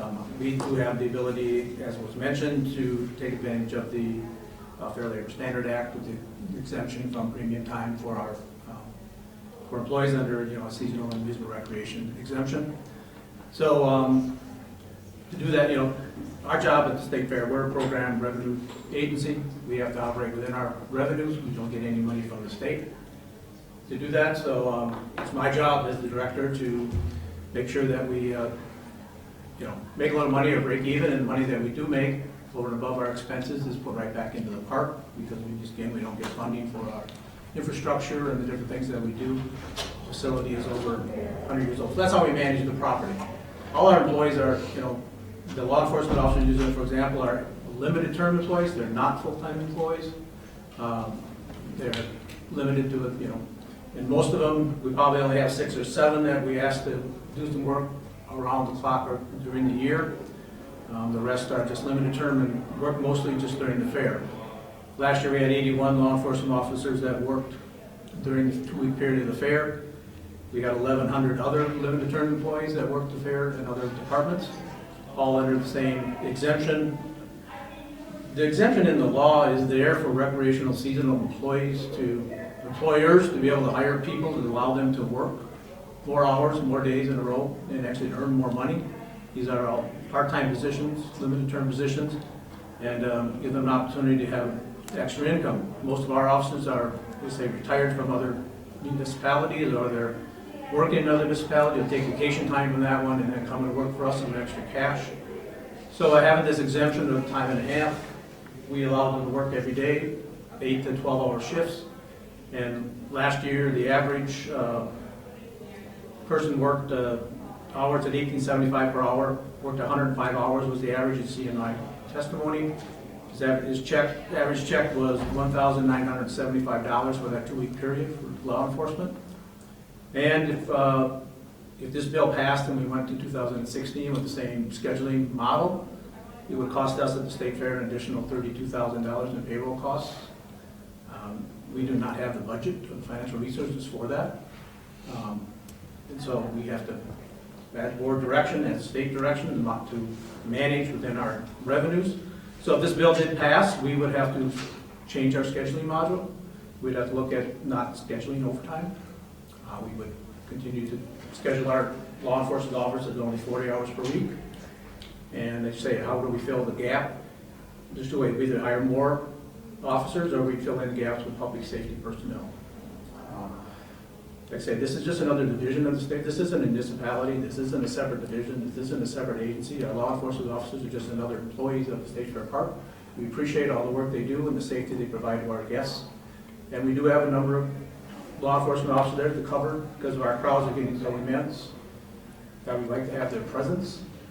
Yes, but we can't afford to pay the overtime, time and a half, so we would come up with a different model as far as how many officers we have on site at any given times, different times of the day, and work around that. So that's just in my testimony, just to give you information on how we manage the facility and what we do. And to say that we made money for years, and I came on here 6 years ago, we were $15 million in deficit to the state of Wisconsin. So we had to make some changes. Nobody taken advantage of this seasonal exemption in the past. We made that decision through my board that we could do this to help save money, pay back the state, and to start, making some money with the fair park and to be able to put some money back into infrastructure. 6 years later, we are no longer in deficit to the state, and we're sticking $3 million of our own money back into the infrastructure of the state fair park, continues to grow. How long is that? You mentioned the Fair Board had not taken the opportunity to use this exemption. How long has it been in place? 6 years or 6 years. What? 6 years. That's state fair park, right? It's in federal law and in state law. Okay, I don't have any further questions. I'm sure the committee will be going over testimony, and if they have questions, we'll be able to contact you. Please contact me. Thank you. That is the final person to testify on this legislation, and that concludes the public hearing. So we will stand adjourned.